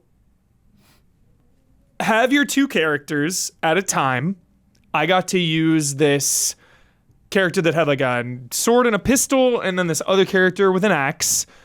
What was really cool is how different they were, but you really need to use both characters in tandem to get the best results. So for example, the character with just the basic like sword thing does damage by hitting targets directly. So just right into them, do some damage, really simple, really chill. But did we really explain the basic concept is like your characters move around by you pulling back and sliding them across the arena. Yeah. So you fling them across the arena. It is such a weird, ridiculous game. Yeah. You fling them across. You get 2 turns around, and then it's the enemy's turn, which there's usually a lot of enemies on the screen. But that's like in your tactics game, that's your movement phase, right? And then there's an attack phase after that. No. Your movement and attack are both. Okay. So this character, you flick them into enemies, and that's your movement and attack. The other character with the hammer or axe thing, he does an AoE. So he does no damage when you knock into enemies, so you need to finesse it. You need to finesse him right into the middle of everyone. He does a big AoE. Your characters had dots, like the guy with the sword would put him on fire. I forget what the other dot is, but yeah, there's multiple characters. Again, I could only use 2. There was a boss fight that the demo ended with, which was nuts because it was different phases. There were summoning enemies. I was trying to kill Ad. It was crazy. And the music was really good. And just, it was so simple, but there was so much strategy. And then you could, after each battle, you could pick a buff that would do different things. there's shops. You're earning XP and trinkets. What's really fun with the strategy, you have a shield and your health. The shield replenishes, your health does not. So your health is a very big resource. So that's when you need to worry about, going. There's like when you finish a level, it would go to like a world map board. You would have to choose your route. So it's like, I'm gonna go this way because there's a shop this way, or this way there's a campfire, and the campfire would like heal you up. And yeah, the relics would offer different bonuses. I kept just going for the basic stuff. Like, give me more fire, give me more dots, pump that up. Super fun and addicting game, Blood. Another hidden gem, dude. Another easy hit. Yeah, I mean, just it feels like there's so much in terms of like the chain reactions. It's like, it feels unpredictable, but I'm sure like the more you get into it, the more you learn to set up these chains. Yes. It was awesome, dude. I'm trying to think if I'm forgetting everything.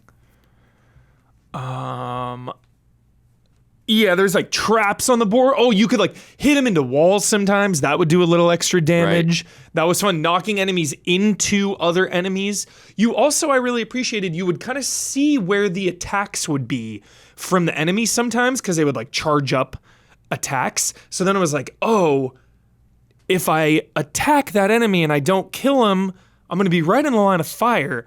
Do I want to kind of retreat back maybe and just wait a turn?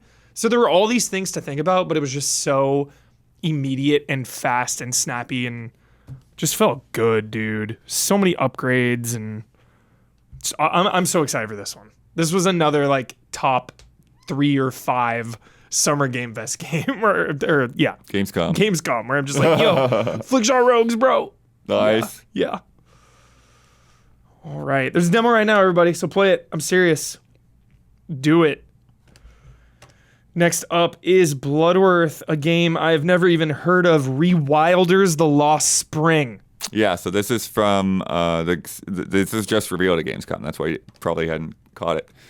Hero Beat Studios, who previously did Endling, Extinction is Forever. Yeah, and even like when I first booked this, Huber, I was like, I don't know, man. Like, I didn't play that game because it looked too sad. And they're like, yeah, there's like, don't worry about it. Like, there's still emotional stuff in here, but it's not that bad. But basically, is the team's in Spain, and they did stress that like, they wanted to make games that have kind of a message or whatever to them, behind them. And in this one, it's kind of about looks crazy. Dude, what like the hell? Healing the world from like pesticides and monocultures and stuff like that. And so like the whole world has been kind of like taken over by this miasma, and looks awesome. You're going out there and rejuvenating parts of the forest and stuff on each run. And that's the thing, is it's kind of like a run-based like mix of like Metroidvania and roguelike elements. And so you go out there and you're looking to heal your different siblings and stuff who have like been turned into boss monsters. And, shit. And each one of them has like a different pollinator, and so like, yeah, so like your one has like you've got like a little bee. There's a spider one. There's a firefly one that allows you to go into like caves in dark areas and stuff. And then you defeat the boss, and they go back to their human form. And at the same time, it's heavy, dude. Like you've got like this sky ship that's above all of that, and that like you kind of like build up, and like you bring different types of plants and start like growing them again in like a greenhouse, because like every time after your run, because of like whatever the big bad that's out there, they kind of like ruin the world again. So like every time you kind of like take it back a little bit at a time. Got it. And then create this garden on your ship. And then and that's the other thing too, is the world is kind of randomized. So like when you're jumping off your ship and you're dropping in, that's when it's actually like loading and building up the world. Got it. So cool. They've got different enemies. They get stronger variations as the difficulty increases. So that's kind of how they work with like, oh, okay, if you do these things in different orders, but the difficulty's still going up. Yeah. Because there's more. Enemies will like, now this guy will have wings. Now this guy will have armor or whatever, little things like that. Then when you restore an area, you'll get kind of like the roguelite rewards that will like give you a selection of like different creatures that can follow and be commanded to like attack. And they also give buffs. Oh yeah, I really liked some of the character designs in this. So like they look great. Yeah, not only like your main playable characters, but there's also this crow guy, who's kind of like your fast travel system. We love crow guys. And so the way that you create a fast travel point for crow guy is to destroy a scarecrow. Okay. So he's actually scared of the scarecrow. Yeah, that's cool. And so when you take out the scarecrow, that's very then cute. You can fast travel to that point. That is awesome. And then so like the spider gives you like a grappling hook. One of the other ones, I think the moth gives you like a glider, and so that's where like again the Metroidvania is like, okay, you can't go to these areas until you have these abilities comes in. And then you unlock the final boss after you've gotten all the siblings freed. So, and then, one of the things that was kind of interesting, like sometimes things in the environment like interact with certain types of enemies. Mm-hmm. So like this river had like poison or whatever flowing through it. And that substance was the same substance that this enemy was using for armor. So if like the enemy was in the poison, it would restore its armor. So you'd have to like try to knock it out of the poison first before you could like take its armor out and then take it out. That's cool because then you have to like kind of maybe like go in the poison to kind of reach it. Yeah. You have to, or like attack it with some kind of ranged attack or something. Yeah. Exactly. Nice. I never played their other game, Endling. Yeah, that was like a more like straightforward like story-based game, and nice. Like you're trying to like keep your children alive. Yeah, they are. Like, an emotional studio here, dude. These emotions are intense. Saving the world and saving your siblings. Mm-hmm. It's like whoa, okay. Yeah, there's a creature that you could find to remove that armor. There's a creature you can find to like root like dashing enemies in place. You can have 4 of those critters. Raining frogs move. You can have 4 of those critters at a time, and then you like select between them with the D-pad. You get permanent upgrades when you go back up top to the shop. We love permanent upgrades, chat. You've got kind of a mace-like weapon for your melee, and then like a blowgun for range to like shoot at weak points and stuff. And then nice. Julie Elvin is in there singing. So. I don't know who that is. She's pretty well known. Nice. Does a lot of game soundtrack stuff. Cool. Been in a lot of the concerts. And then when you rescue one of your siblings, then like you can go back and have conversations with them and stuff. They're like at the hub or the ship or whatever. Yeah, that rules. I love that. Critters and plants all do bonuses. Oh, you can do day or night runs, and so night runs. Enemies are going to be more difficult. Nice. But you also will get different rewards. So That's another thing to like kind of choose between there. Looks fun, bud. Yeah. There's a lot going on there, but it's pretty cool. I want to see if Damiani's into this one. This one is coming 2026. Nice.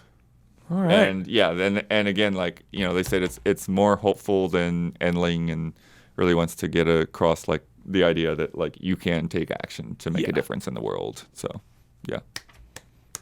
Positive messaging. Yeah. Love it. All right. Next one I didn't get the chance to go to, so we are going to Cinder City. Oh boy. Yeah, we are. Project LLL. Yeah, so they had talked about this before. But I would say this was one of the roughest demos that I did from the whole show. Ooh. And one of the funniest things about that is that I played 45 minutes of this game. Yeah. And I did not realize. This does not look like a blood game, by the way. Yeah, I mean, but I took a shot on it, Yeah, I love it. I did not realize until after, like, 2 days later. Yeah. That it was an MMO. Like, you have no idea. How is that your demo? Yeah. I don't know. Maybe it was like a big tutorial intro that's single player. Yeah, that's what I. And then that's what I think. It's like you have in. like, but it's like even if that's the case, and I know it's hard to demo an MMO, but it's like if you're demoing the game and revealing it to people for the first time, like maybe show what the core mechanics are like. Crazy. You can even see roughness in this footage here. But yeah, there was a lot of stuff going on in this. I would say overall, from what I played, it feels like somewhere between like Crisis and Fear. Crisis. Speaking my language, all right. So you're this guy with this exosuit, and like the demo starts off like in this cutscene, like these helicopters are coming Maximum in. awe. So I think it's Soul, or at least based on Soul.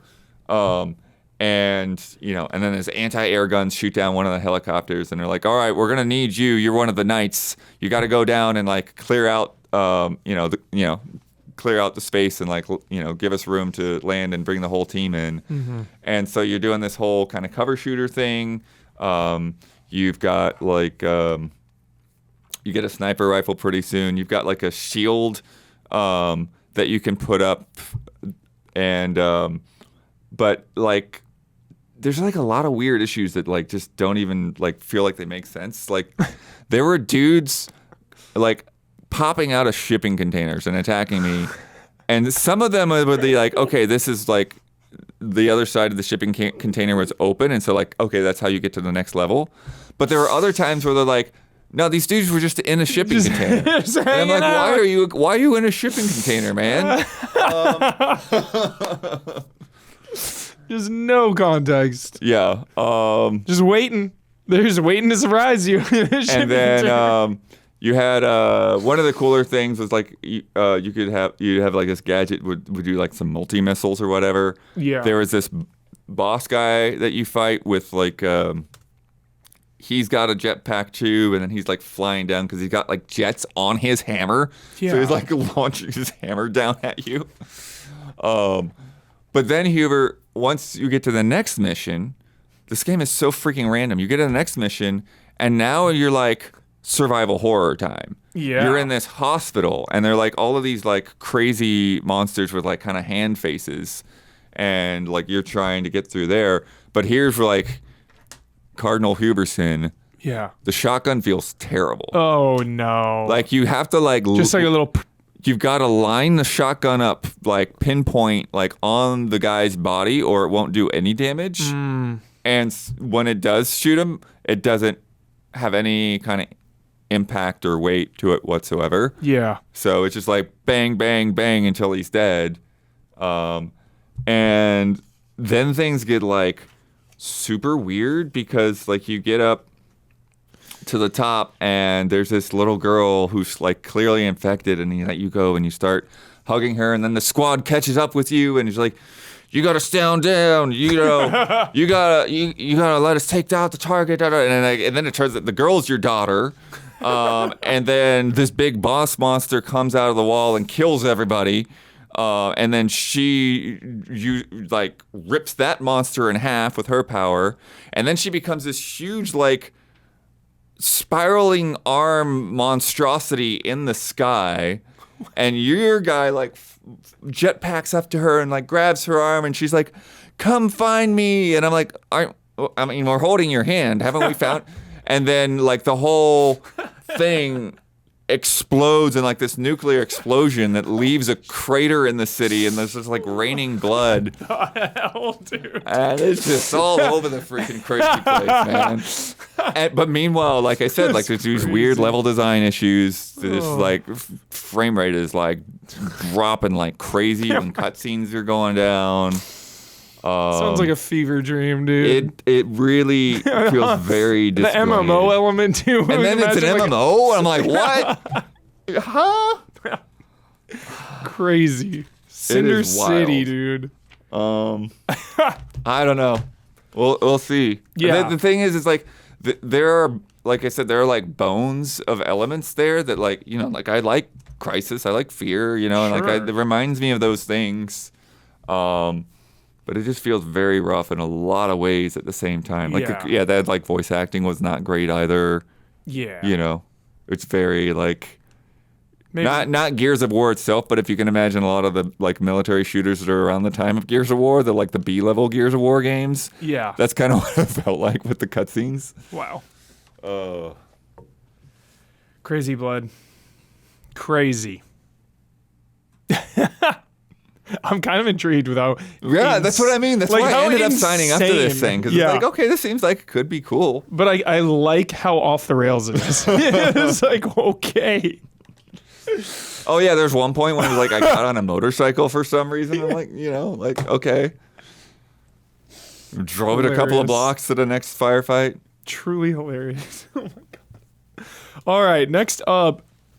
From Night Dive, the best in the biz, they have really found their lane of revitalizing and remastering and just keeping old games alive and spreading them into the new era. Because this is one I had never heard of, and that really pissed me off because it was in my era. Outlaws. Somehow I missed this game when it came out. Yeah, I never heard of this game. Which is so crazy. Because this was right in my peak of playing PC games growing up. So, and I love, you know, the Old West. So I'm a little bummed I missed this one. And especially Dark Forces. You know, this is the Dark Forces engine, a game that I'm intimately familiar with, especially as a child. You know, Dark Forces and Jedi Outcast and so epic. But Outlaws, didn't get to play this one either. This was hands off. Really wanted to give a shout out to this opening cutscene that we're seeing on the screen right now. It's like a full-on short film. Nice. Really hardcore. You know, the Red Dead vibes of just looking for revenge. You know, family gets like brutally attacked, and you're looking for revenge. It's really funny. That's really funny. I'm seeing it right now. Because this is Lucas/Disney. If you notice in this trailer, no one gets shot. It is super funny. That's the I didn't Disney notice that mandate. Before you told me. Yep. But the Disney mandate. No one's getting hit. No kills in this trailer. Purposely missing every single shot. That is hilarious. So yeah, not much to say. But when you saw it, people got shot, right? Is it like crazy bloody or is it just normal? They showed more of this stuff. They were like, yo, sorry, we're just showing you capture with no kills. So I'm like, all right. Like, they didn't even play it. They just had videos. Bizarre. Yeah. That is bizarre. They had one of the main Night Dive people there. Because it looks like Western Doom. Yes, totally. Like a cartoon Doom. Yeah, and Dark Forces, of course. You know, engine. Coming out November 20th, so a little bit of a wait. But, dude, a game I really want to freaking play because, you know, I'm bummed I missed it. I always talk about, you know, remasters and remakes, and I will always see the silver lining and the glass half full for those because they give games to a new generation and people that have never experienced those, and I love that. You know, it's history. Did they address that when you talk to them? That nobody gets hit? Yeah. Okay. He addressed it right up front. He's like, yo, we're Lucas and Disney, so we're not really showing kills here. They're very uncomfortable with that. Okay. So I'm like, okay, all right, sure. It's fine. The silliest thing I ever heard, man. What do you think I said right to him? I said, oh, that's unfortunate because I love kills. Yeah, so this originally came out in 97. I was 10, dude. I can't believe I missed this game again. So, just brutal. Not much to say. A couple of the levels looked really, really, really cool. Like you're in town and, you know, they're going through little saloons and houses and stuff. And then some other levels actually reminded me of Duke Nukem 3D, actually. Yeah. Just big, open, rocky areas with just like so much dead space. It's like you're just in this giant area with just a big rock everywhere. It's so, you know, older game. And of course, classic Night Dive. They were stressing that like they always do, and like we know they do, especially with, all the games we've had from them recently, that it stays true to the original.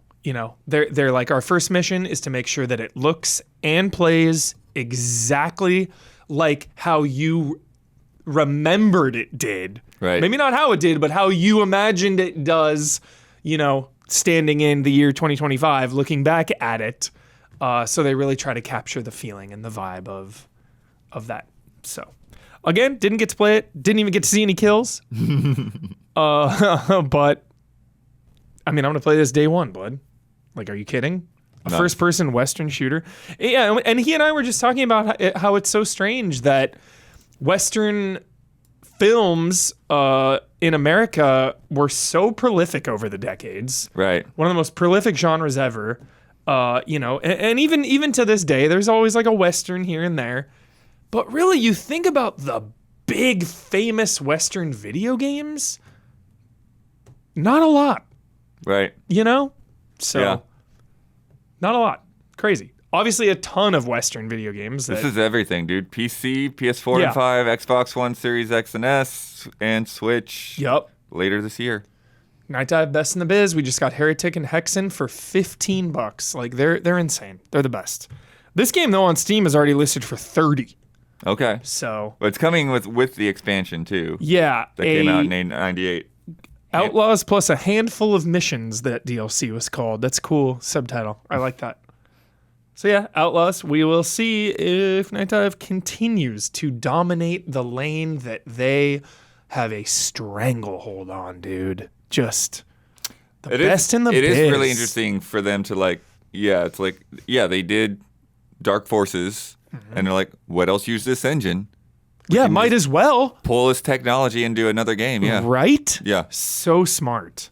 And they just released Heretic and Hexen. People were playing that, like, in line. I saw someone playing. Like, it just came out, and now in November, we're getting Outlaws, so. Dude, it's got multiplayer, too? Yeah. Capture the flag. I didn't see that. I didn't even get to see any of that. Kill the fool with the chicken? What? Yeah. What is that? I know. Shockingly, a lot of people I talked to had never heard of this, so I didn't feel too out of the loop on it, but I'm sure it is a cult classic for many of you out there watching and listening. Super excited for it. Crossplay, too, with that multiplayer. Crazy. We've got more to come, but if you've been enjoying the show, please take a second to like and subscribe and ring that bell on YouTube. It helps us out. It helps us and you stay connected, the strands, connection. And now, a word from our sponsors. When we're young, we dream of being anything. Astronauts, movie stars, princesses or princes or, oil magnates, movie stars. Did I say that already? But as you get older, your dreams change and you focus less on running the world and more on how you can take your skills and your talents and your life experience and do that, turn all that into something real. Instead of dreaming of going to space or owning your own castle, maybe you start dreaming about owning your own business. You need a website, a payment system, a logo, a way to advertise to new customers, and it can all be super overwhelming. Trust me, I know. And it's super confusing, and it's not really that much fun.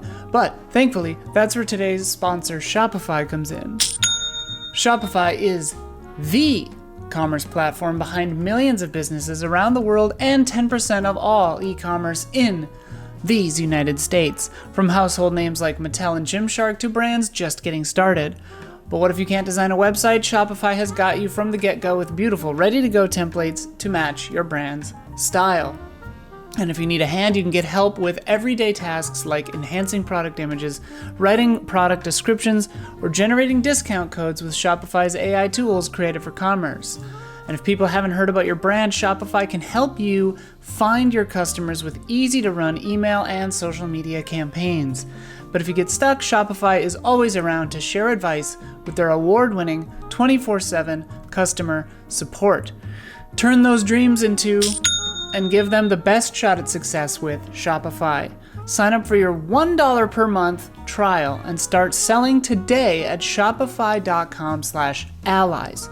Go to shopify.com/allies.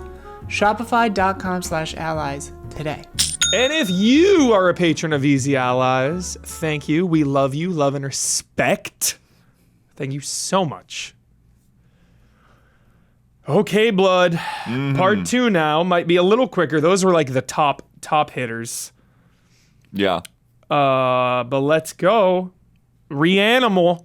I got to see it last year and play for like a minute. Okay. But you played it this year. Yeah. I'd now say remember, we probably played 15, 20 minutes, something like this. Yeah, and remember the key context here is this is from the Little Nightmares 1 and 2 crew. Little Nightmares 3 is going to be supermassive, super giant. Supermassive. I always get that confused. So this Little Nightmares team, of course, is now working on Reanimal. Yeah. And it's interesting because, like, you know, they clearly, like, didn't want to be tied down to a franchise. And yet there's still, like, so much of the same kind of DNA here. You know, like, is it still focused on co-op? You know, if you're playing by yourself, the other character's still going to be there. Yeah, just that, man, they've just got a knack for making that look disturbing art style and that feel of like really being in danger in these levels. And the threat, the stakes are high. Obviously, you know, you lose a little bit of that when you've got somebody talking over you and you're playing with a stranger and all that. Totally. But and you're in a brightly lit office. But I definitely like, you know, what we've gotten to check out so far, you know, and I don't know if it's in this trailer or not, but like we saw like these guys that were like, at first they just looked like bodies, and they looked like they had been kind of like deflated, like flattened, right? Like somebody had like turned them into beef jerky. Like Who Framed Roger Rabbit? Yeah. Nice. Yeah. And you see them at first, and then when they start chasing you, and it's like their like animation is like snakes. And like, there's like all of these like flat guys coming after you. Like, it's very unsettling. Yeah, it is. It's so unsettling. Then there were also some like different little side rooms and stuff. So we found a couple of little secrets, and they weren't anything too huge, but like, you know, you can find your hats. Found like this little creepy little bird hat. The other guy found something I'd basically refer to as a meatball. Meatball hat. It's probably like a mass of worms or something, but you know, it looked kind of like a meatball to me. Yeah. And yeah, I don't know. Like, there's not a whole lot to say there, but you know, like working together to solve puzzles and figure out like what the path forward is. You know, you'd have like parts where like one of you would have to like there was like this spinning cylinder thing or whatever, and like one of us would have to like start and stop it while the other one ran across to the other side, and then, you know, push the beam over for the other guy to get through. So it really is built around that co-op nature. Yeah. Like, you could play this by yourself, but I think it's going to be one that like you should try to find somebody to do it with you. Yeah. And that's always a tough sell with horror games too. You know, you lose some of that quiet fear, I like to call it, where you're sneaking around by yourself. You have a buddy with you. It's tough to get scared. Yeah. So hopefully that translates into it. Awesome, Blood. This is absolutely one of my most anticipated for next year, without question. Love Little Nightmares and love every single thing I've seen and heard about Reanimal. So, top tier for sure, dude. Next up, Tides of Tomorrow.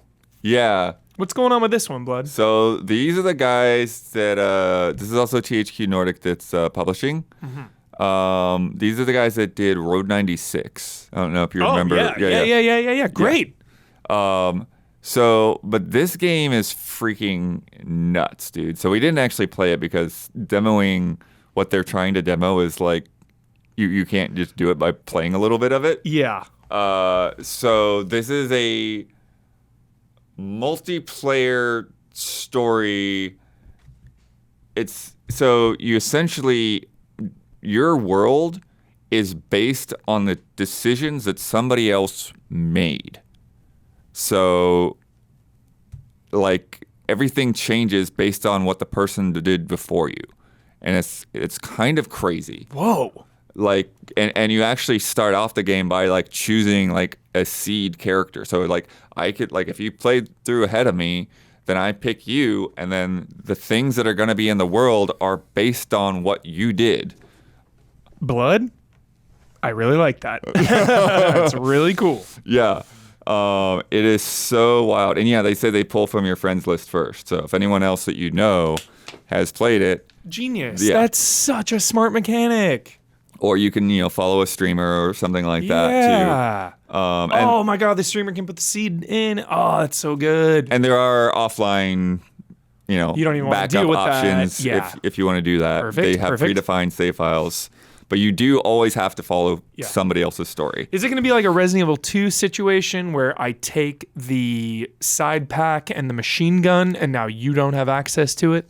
Yeah. There's Amazing. stuff like that. So, everyone is diseased by this microplastic. You actually have a disease meter. Microplastics. There's different. Oh my you can God. actually when you talk to characters, you can actually see it on their faces. Like they have like little like patterns and stuff. That's actually the plastics coming out through their skin. No, that's disturbing. Yeah, dude. see that guy? Like, yeah.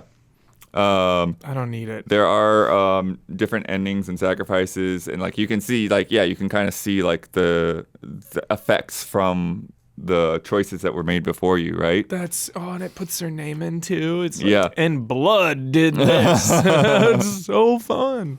And then let's see. Oh, it was about a 30-person team, and they shot the face capture with an iPhone. They brought the actors into the studio. Hey, iPhone movies are crazy now. Yeah. So they want you to believe that you are a different person in the same world, and you can see like this area with like all the barbed wire and the guards and stuff. Same area that you just saw in the previous footage. Wow. But because of what went down, everything is completely different, right? And now you're having to so stealth neat. through rather than like walking through like a nice, chill, That's so neat. happy-go-lucky world. If you take the medicine, the next player won't be able to get any. Oh my God. You use a spy there's like a hub. What a good like empathy test a little bit too, or like a little how badly do I need that medicine? selfless and selfish. It's like who's gonna take and ruin everything for the next player, or like really try hard to just leave all the benefits for him. Yeah. 15 separated locations, and then use the spyglass to go from one to the other. Another thing that you can leave in the world, in addition to like the choices that you make, you can actually like leave emotes for other people. Nice. Yeah. Death Stranding. You can leave and take resources, so you can like actually you can put a cache for somebody else, leave a little bit of something behind. Seeing kind of some Mirror's Edge mobility here too. Oh yeah, first person clambering and sliding parkour, under things. yeah. Sliding under these guys carrying these Awesome. boxes. See, the previous guy had to deal with the guard, but he might not be there at this point because maybe they've lured him off somewhere. Mm-hmm. I know they were talking about like some guy had trust issues based on what the last guy did. So it's like when one person goes through, this guy's all fine, but then it's like if you double cross them and he's Yeah. like, oh, now the next guy is like, I don't know, the Wary. last Tidewalker that came through here, because there's a whole lore with like you guys actually coming out of the ocean or whatever. Yeah. So like people, like even though you're not the same person, like people like have expectations from you based on, you being another Tidewalker. Yeah. They kind of compared it to seeing like the shadows and the bloodstains in a Souls game. Okay. It's like, okay, you can kind of see like what the person before did a little bit. Yeah. See, and also you can find clues from what the last person does, and that will unlock like new dialogue options and stuff. You can repair a bridge or you can destroy it. Can sit with people at the bar, just hang out. Love that. Choices that you make also impact like your traits. Like you have personality traits and stuff that are tracked. Cool. Different times of day. If the medicine was stolen, then like city goes on lockdown. So just lots and lots of stuff, dude. It Sounds amazing. It's February really going to 24th. be, proof in the pudding and see how it all works out. But Hell yeah. they are looking at doing a demo. It's not out yet, but they are going to do a demo at some point. Great. And Road 96 was sweet. Yeah. Very cool. What a great idea for a game. Here's one. Yeah, this is one I was like I had half of it in my brain. So there's a stealth section where a guard found somebody in a locker. Kind of like Alien Isolation, you hide in the locker, but the guard found them, and so now he's paranoid about the lockers. Keeps opening. So now, because the last guy hid in the locker, that's not a good choice for you. So, but if you observe and you watch what he's doing, you'll know like what to avoid, like hide somebody somewhere different. That's pretty freaking cool. That is smart. This game is smart, Blood. Wow. Awesome. That's Ties of Tomorrow, everyone. That sounds fantastic. Makers of Road 96, really cool game. Coming out in February. Yeah, and there's next like the year. water world vibes getting around on the boats. Hell and yeah, everything, dude. Dry land. Let's go. Webbed feet. Next up, one that I think is on a lot of our lists, The Eternal Life of Goldman. Yeah, this game, they've been working on this for a long freaking time.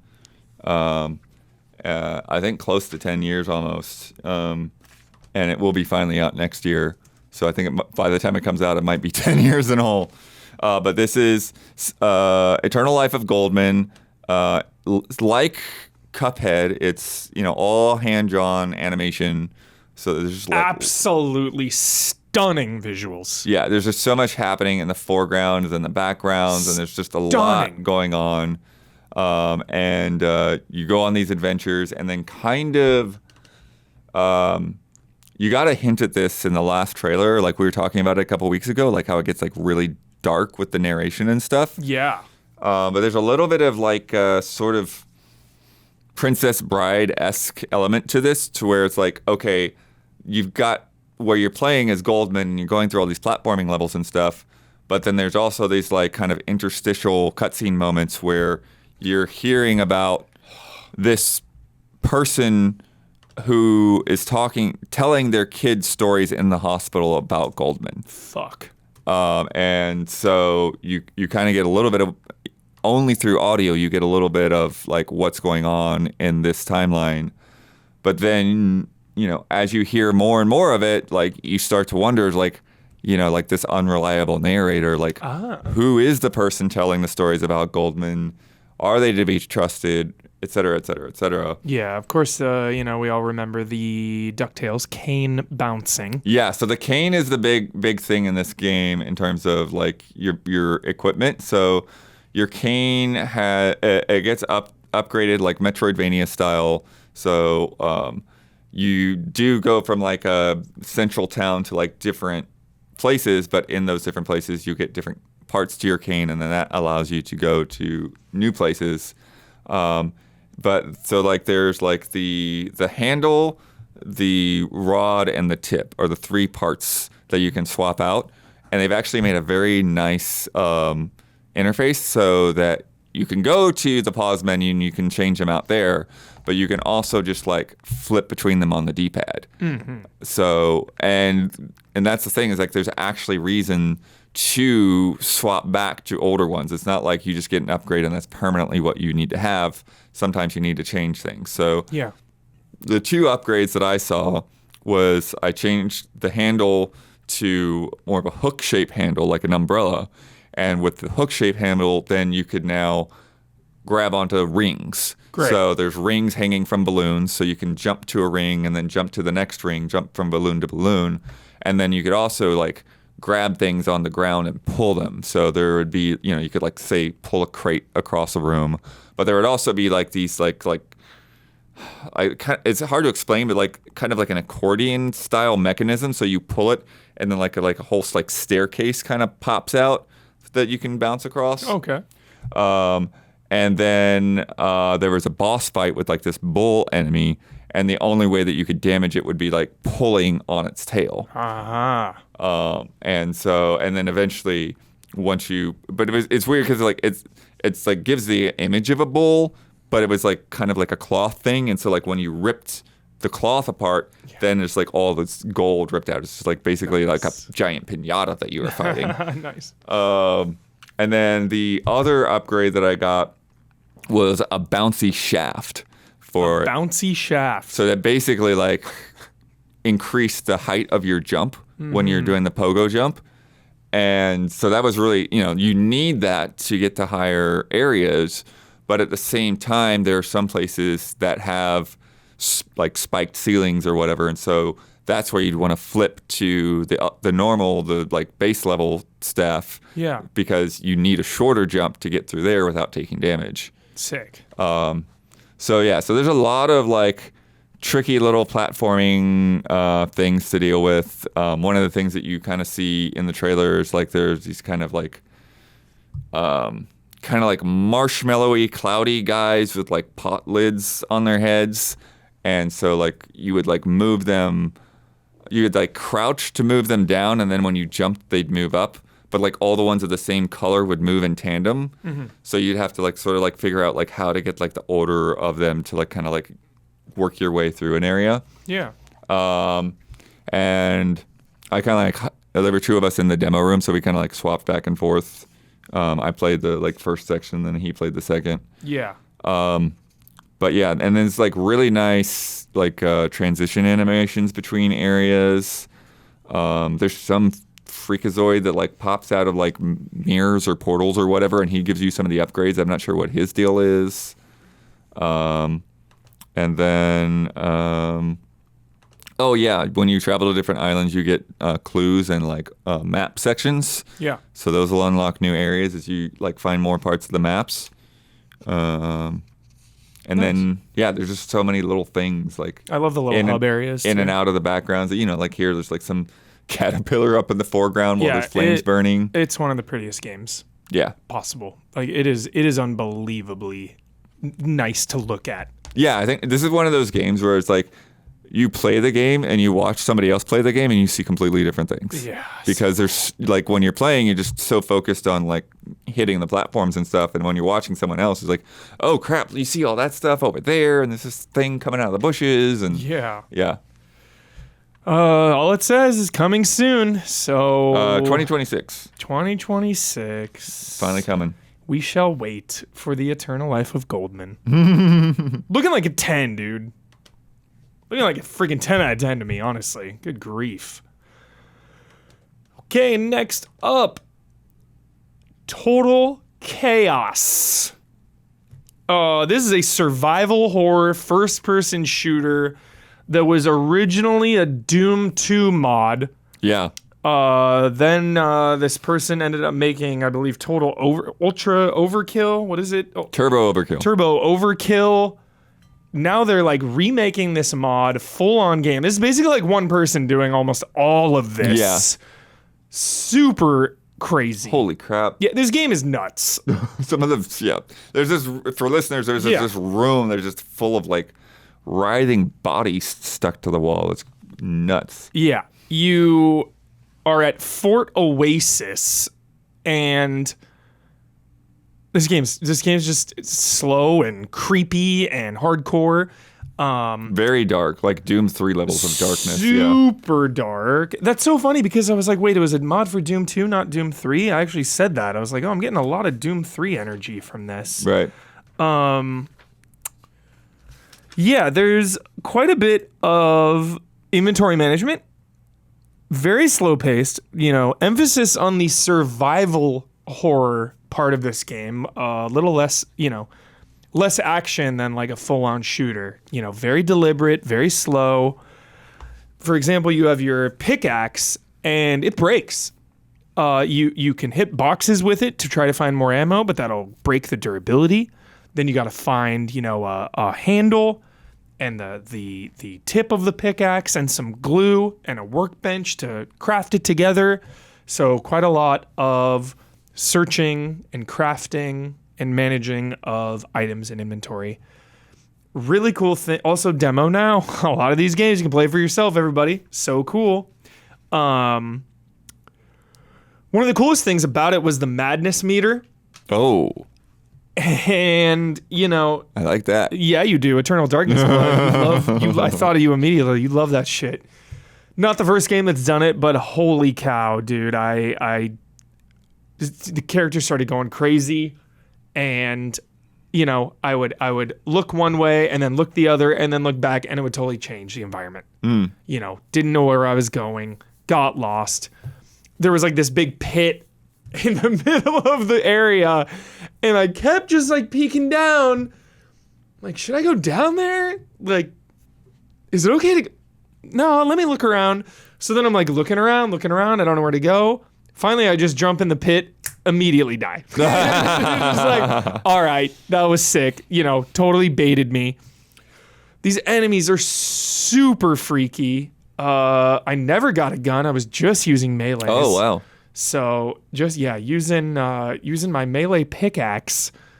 There's stamina, dodging, light and heavy attacks, charge attacks. Again, another little 10 or 15, just a little taste of what this game was all about. And it definitely intrigued me. I love very oppressive, dark, brutal survival horror. So definitely on my radar. And the story and the atmosphere really sold me.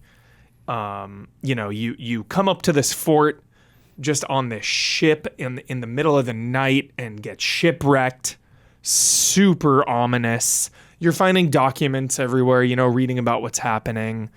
There are signs of life, but I never saw any. Just monstrosities and some freakos. I just saw that it's also in Steam VR, which Oh my gosh. good luck to you. Yeah. Wow. Yeah, definitely intense. I got jump scared, really good jump scare. Like right out of a door, So, if you're into cryptic, whispering, and ominous vibes, like this is A harpoon gun, apparently. yeah, this is a game you should definitely put on your radar. And I think it's so cool that this person made a Doom 2 mod and now is getting the chance to remake that from scratch and from the ground up and following their true vision. Yeah. So, very, very cool. That's total chaos. In the same area, Yeah. Same- Apogee yeah. Publishing, yeah. same room actually, I got to play Rising Heat. This one was definitely in my wheelhouse because it is a shoot 'em up roguelite. Kind of like Vampire Survivors, you're auto attacking. Again, a lot of those games coming out now, Survivors likes. It's Yeah. crazy. But this one's all spaceships, so it kind of gives you like those old classic Galaga and stuff kind of vibes. Yeah. It was very fun. I was addicted to this right away. The main upgrades are these chips for your ships. You get these little computer hack like chips, and they add different abilities. It was a little complicated, not gonna lie, right out of the gate. Pretty advanced system. You can lock the chips, merge the chips, dismantle yeah. the chip. You're doing so much with these chips. I'm like, what the hell are you doing with these chips, dude? So definitely need to play a couple rounds, and then I'm sure that'll be like second nature. Just got to play one round. Coming out really soon, October 14th. Very excited. Also, Yeah, October stacked. also a demo on Steam you can give a try. Love this. I love being able to talk about these games we saw and then knowing that you can play for yourself. It's so great. They're super big. Damiani is pumped. They're super big on finding synergies to just break the game. Okay. Just break it. Nice. So Damiani, I'm sure, could find some really sick stuff. There's a dash attack in this game. So you can really focus on a dash attack build, Blood, instead of range.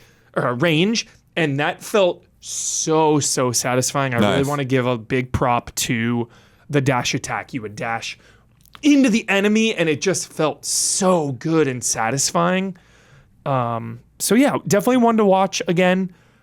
There's a lot of interesting stuff in the trailer in terms of like different like projectile types. Yeah, like there's like one point where they're like shooting boulders and all of that. Yeah, I was in a level that was just like a lot of basic stuff. So I didn't get to see like how crazy it got. Just saw a lot of like basic enemies. A lot of enemies. I mean, so far nobody's been able to top Garlic. So you know, Garlic's the best. It's a high bar. Yes. There's multiple ships. They all have different abilities. You like unlock those. Yeah. Permanent upgrades as well. So the roguelite stuff is there. So yeah, it felt good. It felt really cool. The chip stuff was just really, it's just, I'm not. Could be a lot to take in a it was a lot 15-minute demo. Yeah, exactly. Yeah. It was a lot to take in right out of the gate. So I was like, okay.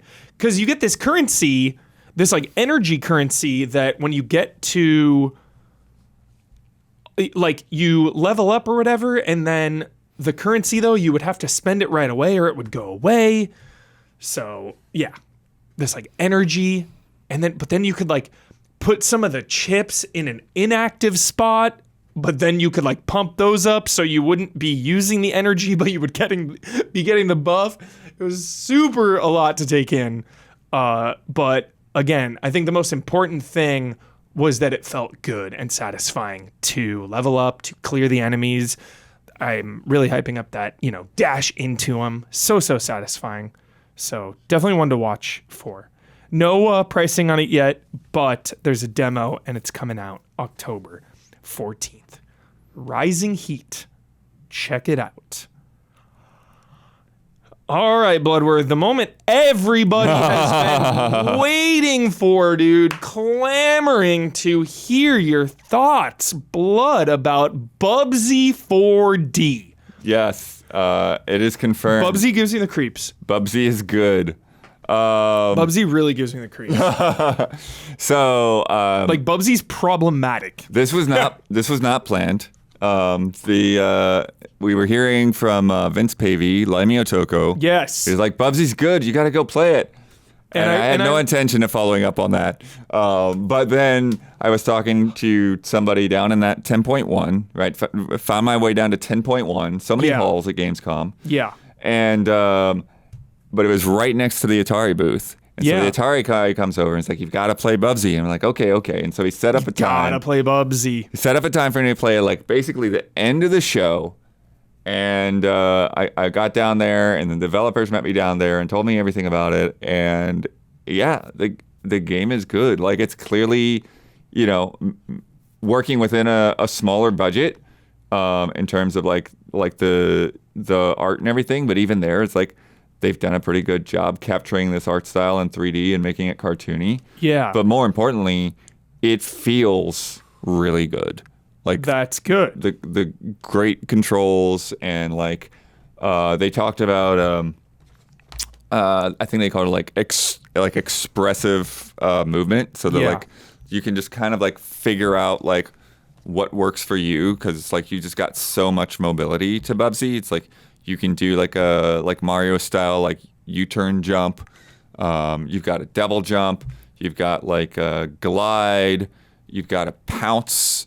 And what's nice with the pounce is that certain things, like when you're kind of within range, they'll get like a target, and then you're sort of like Sonic, your pounce will like auto attack that thing. Yeah. So you can really like get a lot of space in the air towards like, okay, double jump, glide, get to the thing, pounce, and then once you pounce, then I can double jump again and get to the next platform. Yeah. And there's just a lot of, freedom to move around. You've got wall jumps, you can climb up on things.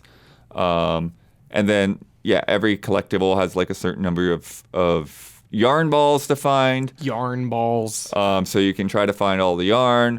And then, they've got this a hairball mode where you like balloon up into like this like kind of cannonball form, and you go through, you like speed up and boost through these like half pipes and stuff, Huber. Yeah. So that's really fun. That part looks amazing. Yeah. You just like bowl through enemies and stuff. What's interesting, Blood, is all the way. Also, shout out to Bossman being able to announce this game. I bet that was a really fun moment for him.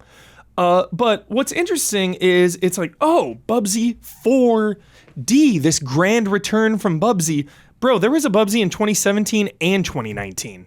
Oh, yeah? So this isn't some big, like, Bubsy's been gone for 3. Wait, what were the ones in 2017? Bubsy the Woolly Strike Back, Bubsy Paws on Fire, both released on consoles and PC. I'd have to look into those a little bit more to see like what the deal was with those. Yeah.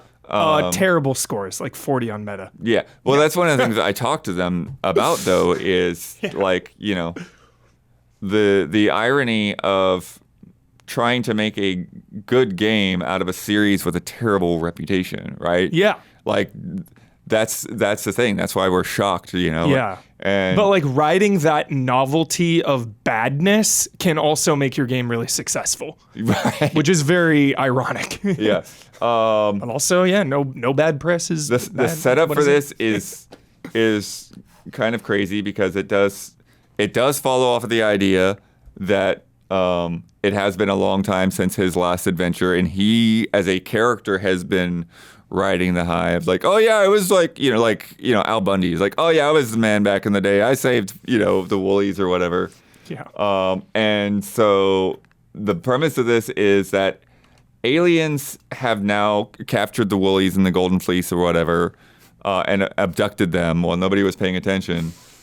However, they turned the Woolies into cyborgs, and then the Woolies took over. Oh my and now gosh. the Woolies are actually the enemy. Yeah. To be fair, this is the first 3D entry of Bubsy in a while. The other ones weren't 3D. The 2 that just came out recently. Got it. Yeah.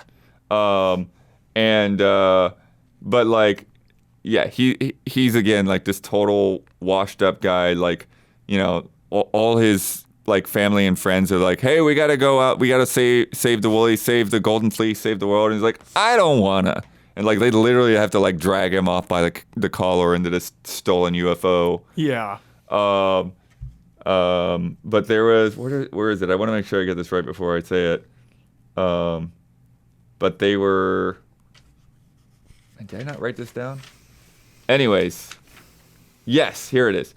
The other characters, a lot of the other characters that are in this game, are from a TV show pilot that never actually aired. Blood? I love it. I love that. That's so funny. So Please wild to tell me that's dig deep into the archives. Dude, that better be an unlockable like bonus thing. Oh, yeah, that'd be great. Somehow that needs to see the light of day. That would be such a great secret or reward.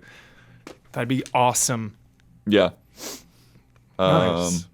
And then a lot of like just fun animations for things, like when you do the double jump, he does like the bicycle kick animation. It looks really solid, and the fact that you played it hands on, it feels good. Yeah. There's hope. There's hope for Bubsy. They've done speedrun support for the level, so there's like leaderboards and like you can go back and see other players' ghosts and see how they got everything in there. Yeah. And then they're also thinking about like not just like, okay, getting to the end of the level is quickest, but like, okay, well, maybe there might be other variables for like getting 100% on that level or things like that. So is Bubsy like a conquer type? Like, is he? He's not he's not as crass as Conquer, but yeah, I mean, I think the suit and tie kind of like a PG-13 Conquer. Yeah. Okay. Yeah, PG-13 Conquer, Leisure Suit Larry kind of vibes. Yeah. Chill. Bubsy 4D. My goodness. Very unexpected. Or maybe not even PG-13, more like PG, but that kind of attitude. Yeah. Yeah. Again, just so glad Kyle got to. That's sick. All right. Next up. Dead as Disco, dude. This is one of those ones where I couldn't find a lot of footage of, so I'm definitely curious what you got to see and play. Okay, so this game is like Arkham combat to the rhythm of the beat, but you don't need to worry about the beat. Really. Okay. But like music is a huge thing. You can import your own music as well. Oh, right. You told into me this about that. game, Yeah. which is insane. So music's a huge That part. is bizarre that you can do Yes. that. Because you would think if the gameplay is going to be based around it, you would want to be very It controlled. finds like the BPM or something, Right, dude. okay. It's crazy, yeah. Because when you hit them, yeah, it kind of affects What if you put the music. Johnny Cash in? They also said there's a streamer mode as well. Right. That they made their own in-house music. I'm just for saying. some of that stuff, yeah. What, does that make it easier? Like, I don't know. Great question. So the premise is you're trying to like destroy your ex-bandmates. Whoa. And the format is like Mega Man. Okay. Where you can choose which person to go after in any order. And there's also a hub area, the dive bar. The stuff wasn't in the demo, so I didn't get to go there. Permanent upgrades there as well. And there's also an infinite mode they added with leaderboards out of control. So, dude, this game is fun. It feels good. It sounds good. It looks good. The combat was sick. Full-on Arkham-style combat where it is attack, dodge, heavy. You can counter, just like the Y to counter him. And then you can do enough damage, get a finisher charge, and you can do an instant takedown. And it just felt so good, dude. We were going through this environment, did this like club area. We were in the lobby, and then they were on the dance floor, and just enemies like constantly attacking you. And it's just one of those games that nobody wanted to put down. I had an appointment for 4:00, and 4:05, 4:10, this guy's still playing, and eventually the guy's like, "Oh, let me like get him off here. Sorry for I was like, dude, let him vibe out, dude, let him cook." But he was like, no, because I have another appointment, so we got to get going. So he like taps the guy on the shoulder, and the guy was just like, "Dude, I'll be back for another." And then he pointed out this kid too. There was like this 10-year-old kid like over at the other station. He's like, dude, yo, that kid has come back like 7 times to play this. And I was like, dude, I get it. So there was this crazy boss fight that I did, unblockable attacks. You'd have to like dodge away, or like keep your distance, I mean. Big health pool, like multi-phased type fight. But definitely like Arkham style combat where you're just, mash it out, like ba ba ba ba. Everyone always kind of, makes fun a little bit. But I'm sure you unlock like more moves and utility as well. It can't all be Arkham Knight, Iceberg Lounge, Blade Dodge Takedown. I don't want to get into it, but it felt I think the simplicity of it felt really good because the damage the enemies did was very punishing. You would take some damage and, you can't take a lot of hits. You take 3-4 hits and like you're on death's door basically. And enemies are all over the place. They're surrounding you nonstop.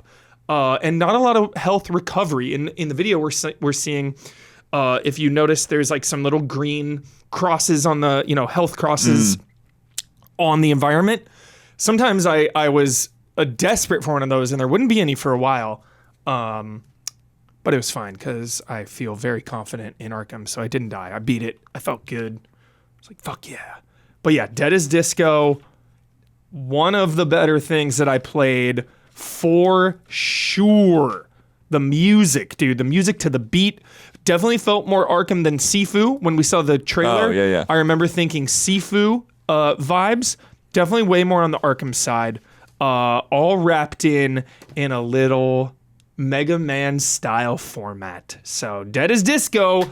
Oh, I hope there's a demo for you all. Please. I doubt it, but please. I want you all to play this right now.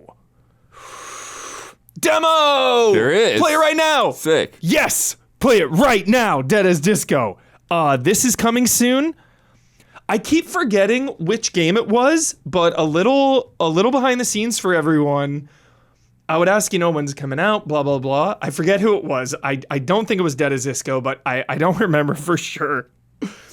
Someone was like, yeah, we were going to come out in September, but then Silksong just announced they're coming out in September. Right. So we're kind of talking about what we want to do. Yeah. So, like, the Silksong GTA 6 release dates, like, They really freak people out. It's not a meme. It's not a bit. Did you see what I posted? It's a real fear Did for you see what I devs. posted in Slack this morning? Clover Pit. Like literally, their email says, slot machine roguelike Clover Pit delayed because of Silksong, LOL. Yeah. So they pushed it back 2 weeks because Silksong. It's a real thing. Yeah. So release dates is big, dude. It's high stakes. But yeah, there's a demo, so go play this one. Oh, it's so cool. You're gonna like keep replaying it because it just felt so fun, and just like the hits to the music, dude. Like, like the rhythm of the beat. It's just so satisfying, super duper fun. Nice. Did they not give us anything else for this? Unsure. That's it. All right. Next up, We could probably find this on YouTube if you need to, but yeah. That's annoying. We're getting deep into it, Blood, but into the Unwell. Here it is. Tell us about it. Yeah, this is one of the ones where I'm like really wanting to get your take on it because I think you're gonna really like this game. So this was announced back at Summer Game Fest, and that one's fine. Yep. It is doing that same kind of like animation era as like, well, it looks like our internet's getting weird. Oh, there we go. Oh, it's another one that kind of looks like Cuphead a little bit. Yeah, it's kind of that same sort of era of like, you know, that dark gritty animation, you know, that's like yes. I'm so hooked on this. When you've got guys that are like kind of like smoking or whatever. Flawed and heavily medicated misfits. Yeah. They say. Yeah. And these like you're paying for stuff with your teeth and all of that. Super heavy and dark, but I'm here for it. Yeah, Let's but go. it's like dark humor. Like Exactly. it's dark, but it's not really heavy, I wouldn't say. I mean, pulling your teeth out to fulfill your alcoholic addiction, like it seems pretty high stakes to me.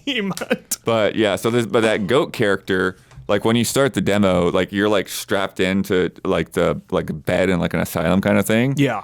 And like he's like, you know, doing like a psychological profile or whatever, you know, and then eventually is like, well, what you need to do to, you know, heal, you know, all of your issues is, you know, go into the Unwell and go through all these combat scenarios.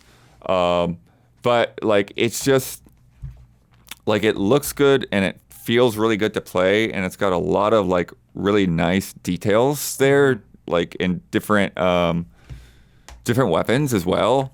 And so like one of the things that you can do, like the mechanics play into each other super well, and then also with the upgrades. So like one of the things when you're like fighting, so like you've got like your quick attacks, and then you've got like a charge attack for a heavy. Yeah. But then when you stagger, then you can also kick. And so like you can do like the Soul Calibur thing where you like stagger a guy and then like kick him off the edge of the stage. Because it's like Love you that. do these kind of like combat arenas, but it's also like third person platforming. So you're like on these little islands where you're fighting guys. And then you're also watching like AoEs where like the circle gets bigger and then you do a perfect dodge. And then that goes to give you a charge on your special attack meter. Mm-hmm. And so depending on your weapon, your special attack will be a little bit different. So like with kind of the basic weapon is like a lollipop that you like use like a hammer and smash guys with. And then your special, you like toss it like a boomerang and hit a guy from ranged. Whereas the weapon I was playing with was like basically like twin blades, nice. But it was twin fish. It was like fish skeletons. Oh, that's so funny. You can see it in there once in a while. But when you use the special for that, then you do like a teleport and backstab on a guy. And that's really good. So combat feels nice. Yeah, that's one of the main things. It's like the combat feels really nice. I was really like feeling the rhythm of all of it and getting in there. And then there's also like a lot of nice little things like, you know, like you'll pick your, like some of the like roguelike things that you pick are based on emotions, right? So like happiness is health and anger is damage and stuff like that. But then there'll be other like pickups, and sometimes he showed me a part where like on this island, it's like, okay, here's the pickup where you're like going forward, but if you explore a little bit, there was actually another like extra pickup underneath of the island. And it didn't look like it at all. It's just like, okay, I'm just like over top of Good it. secrets. Yeah. So, trying to see. You also have a pillbox for upgrades, and you like slot the pills in kind of RE style, or it's like, okay, you've got like a grid and like different pills or different sizes and shapes. You do have different characters to pick from. So like you can go with the cat, but you can also go with like a rooster or a duck, and there are a bunch of other ones that you can unlock. And I don't think that they have individual perks or anything like that. I think it's just cosmetic. But definitely like, lots of room to play with guys that you like. Yeah. Teeth are your in-run currency. Got it. When you find shops on a run, and those are randomized. But then... and then permanent cash. currency is IOUs. IOUs. Which is kind of funny. That is funny. I'm addicted already. There is also a mosquito shop where you play with your blood. So you can sacrifice some of your health to get some upgrades. Whoa. He said that's actually kind of hard to come by. He was like surprised I actually got it on my run. Nice. There is, again, lots of cool characters. There's like a rhino barkeep. Mm-hmm. There is stars that you pick up to fill a meter, and then that'll get different boosts.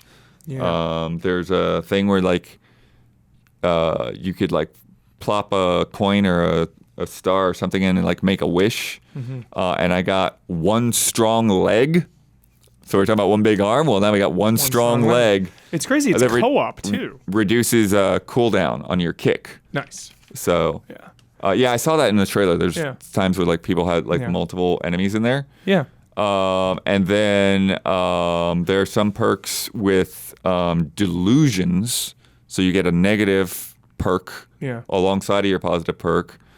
And then like a lot of the enemies you can see here like are just like trash, like food that's been thrown in the trash. That's so funny. But it's really funny because like you'll be like beating up on a hot dog or a pizza slice, and then like when you defeat them, like their skeleton will pop out, and it's like awesome. pizzas don't have I want this game so bad, bud, but it's going to launch in early access for about a year and a half, they say. So this is like a 2027 game, dude. This game is far off. Yeah, they've got a closed beta coming up.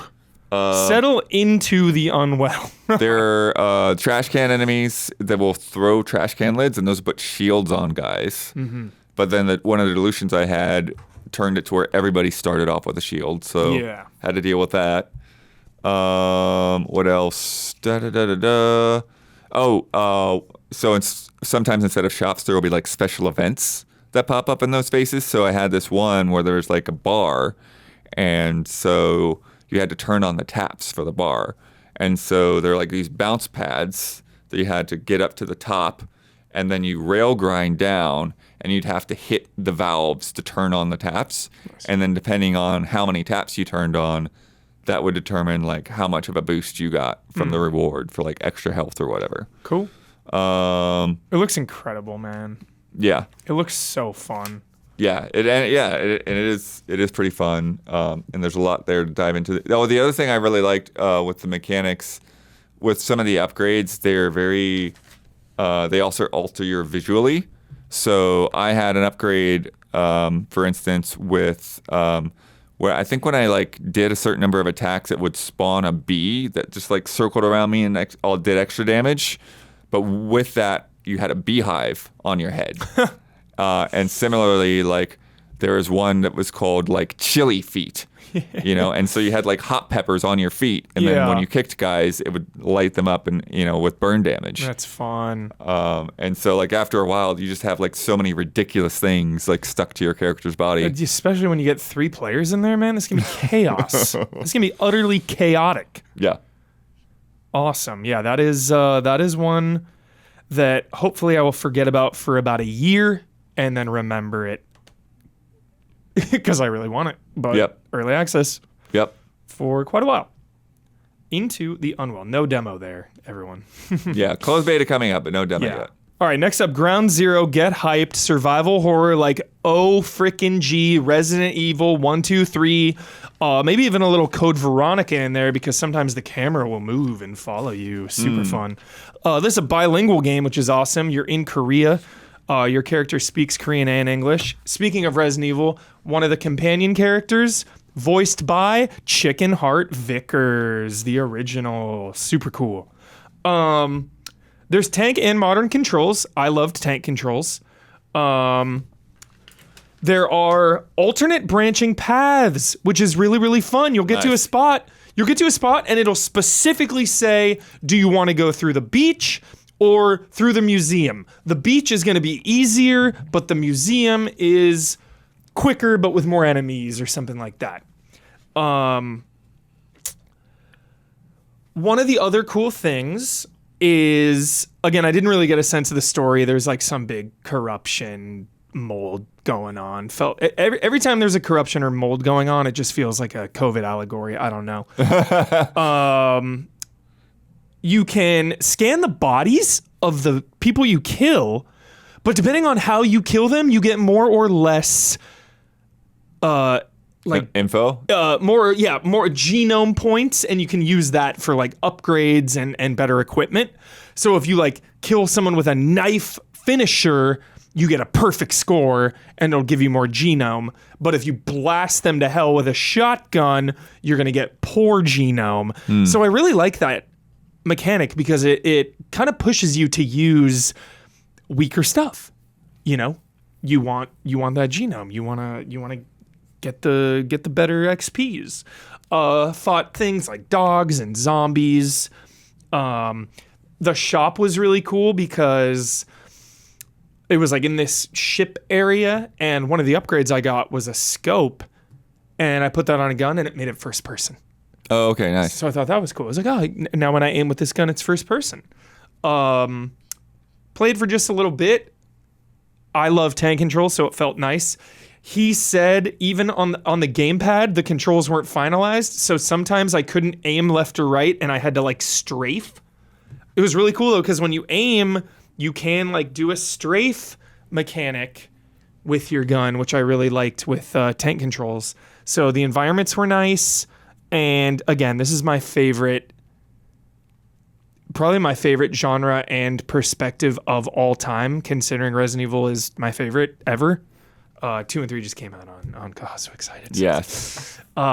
So I will forever be underserved in this genre.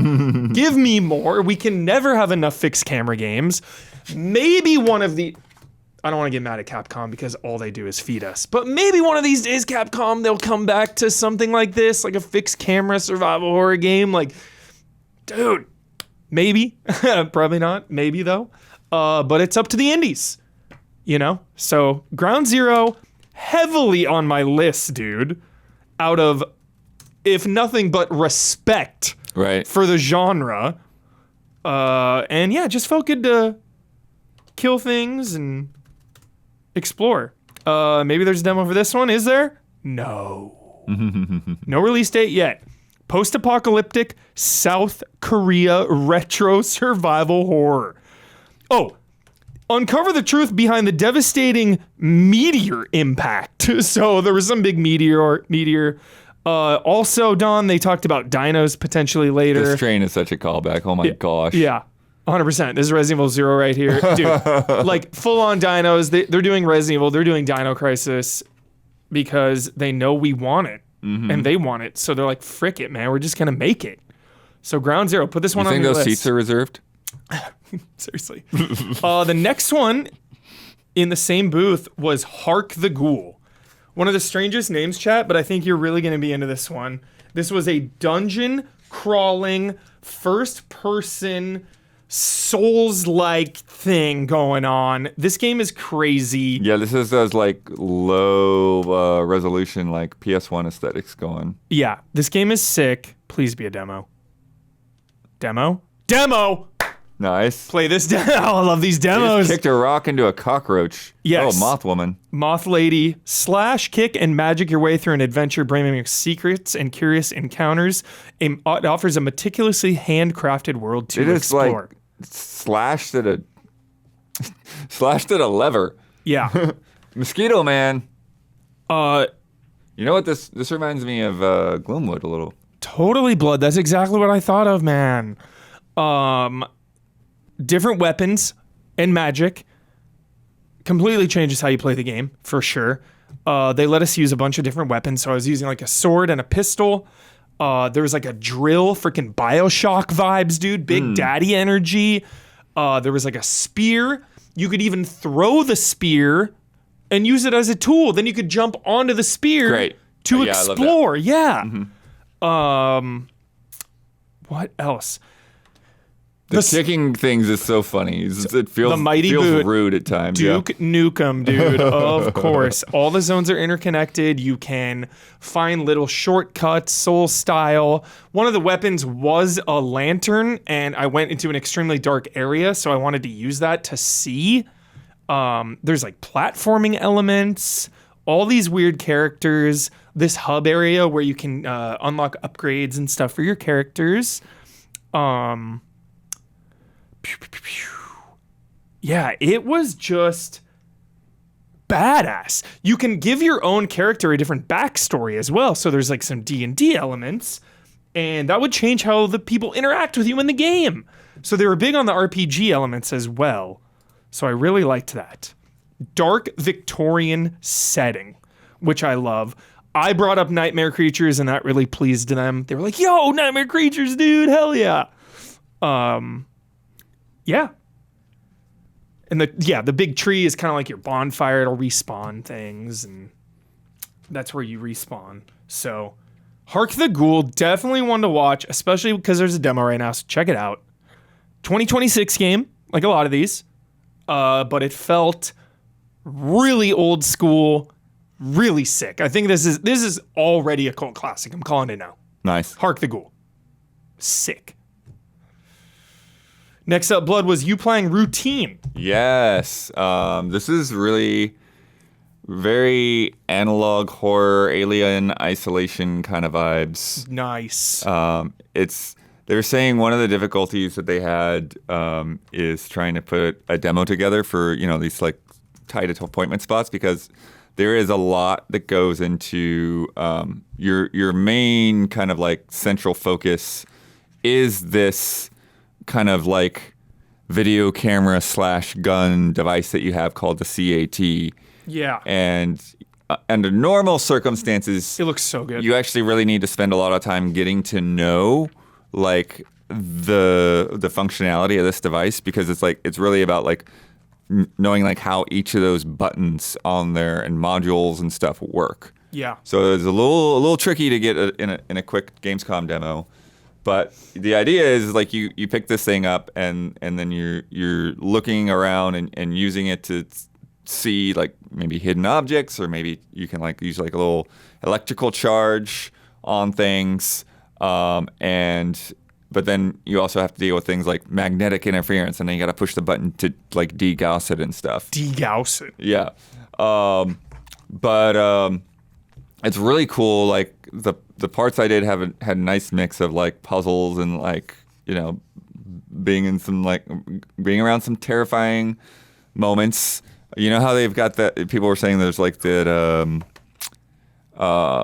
they've come up with like that like insult for like AI and robots now called clankers. Yeah. These guys are clankers. Clankers. You got these robots clanking around, and you hear them around the corner. It's like, oh crap! Binary domain. Best robots in the biz.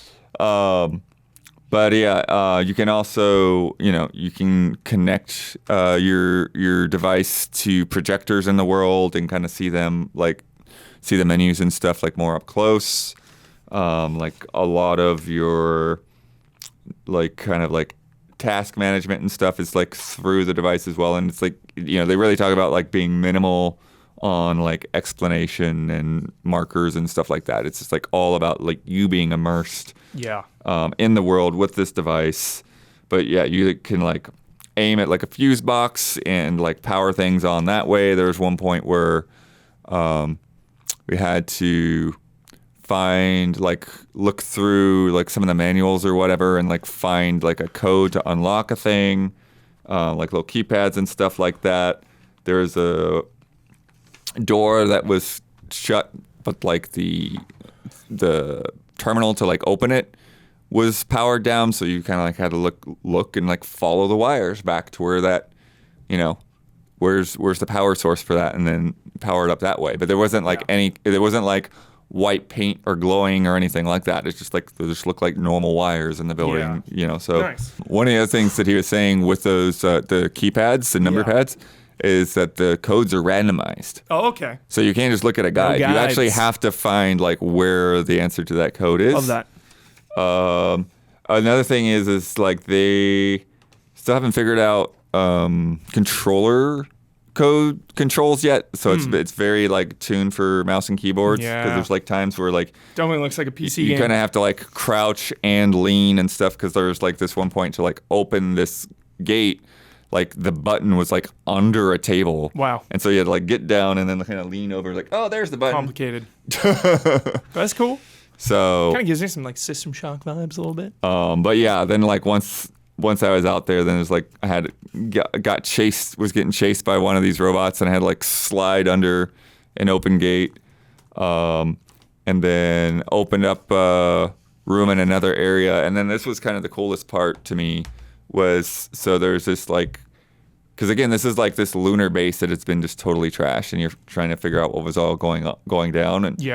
And there's this shop that has a module for your device. And so you go into this shop and you take the module and insert it, but then you try to leave, and the security in the store is like, oh, you're trying to leave without paying, and locks down the door. Yeah. And it's just a nice, like, really kind of immersive way of, like, locking you in here to learn how to use this functionality before you leave. And so what this does is, it's kind of like when you're looking at stuff in, like, ultraviolet, and you're like, you know how, like, sometimes, you know, they do, like, the crime shows or whatever, and they turn the ultraviolet light and you see this stuff. Totally. So you can, like, see these messages on the wall, but you can also see, like blood stains. Yeah. Like this trail of blood that has been cleaned up or whatever, or maybe it's some other substance. But it was, like, kind of like following a blood trail, and you follow the blood trail with your device, and then you follow it back to the keypad, and then you look, and, like, the amount of blood that's on each key is, you know, the order to push the buttons. Classic. And then you open up the gate and get out of So there. are you getting immersive sim vibes? I don't, maybe a little bit of that, but like I said, it's more Alien Isolation than anything, you know? Cool. Still so hyped for this, dude. Yeah. Love the look. Love the atmosphere. This is definitely one I'm watching, Blood. So definitely one of those things where it's like, yeah, you gotta think through what you're doing and pay attention and be patient. It's good. I love that. Yeah. I mean, you said Alien Isolation, so. All right, next up, hands off for this one, Decadent. Okay. This is another, like, just cool looking, story driven shooter in the Lovecraftian universe. So there's some Lovecraft shit going on here. You got some indie games. You got to get Lovecraft in there at some point. Yeah. This dude's got a freaking eyeball on his hand. Yeah. So it's like freaking. What is it? What is it? These woods, man. Like Don. What the hell is his name? Donza or whatever. From Naruto. The guy with all the eyeballs and shit. So you can actually collect people's eyeballs, and it, like, gives you more powers and moves. I'm serious. Okay. Yeah. So it's all about getting those eyeballs. Again, it was hands off, so I can't say much about it. But you're this guy, John Lorne, a veteran of the Great War. So it's in, like, the 20s. And yeah, it actually looks pretty cool. You're, like, air dashing around everywhere. A slow, methodical pace, but the combat was visceral, you know, it was intense. And there's another game, this is another game with a madness system where if you're going crazy, you can see secrets in the world, Okay. but your character has debuffs. Okay. So it's a little bit like Insight and Bloodborne. I guess so, yeah. Kinda, yeah. I mean, Bloodborne doesn't really debuff you, I guess. It doesn't really debuff yeah. you. Yeah. But yeah, they're big about like exploration and combat. So I really like the pace. I love a good air dash. You also have like a grapple hook, so you have quite a lot of mobility in there.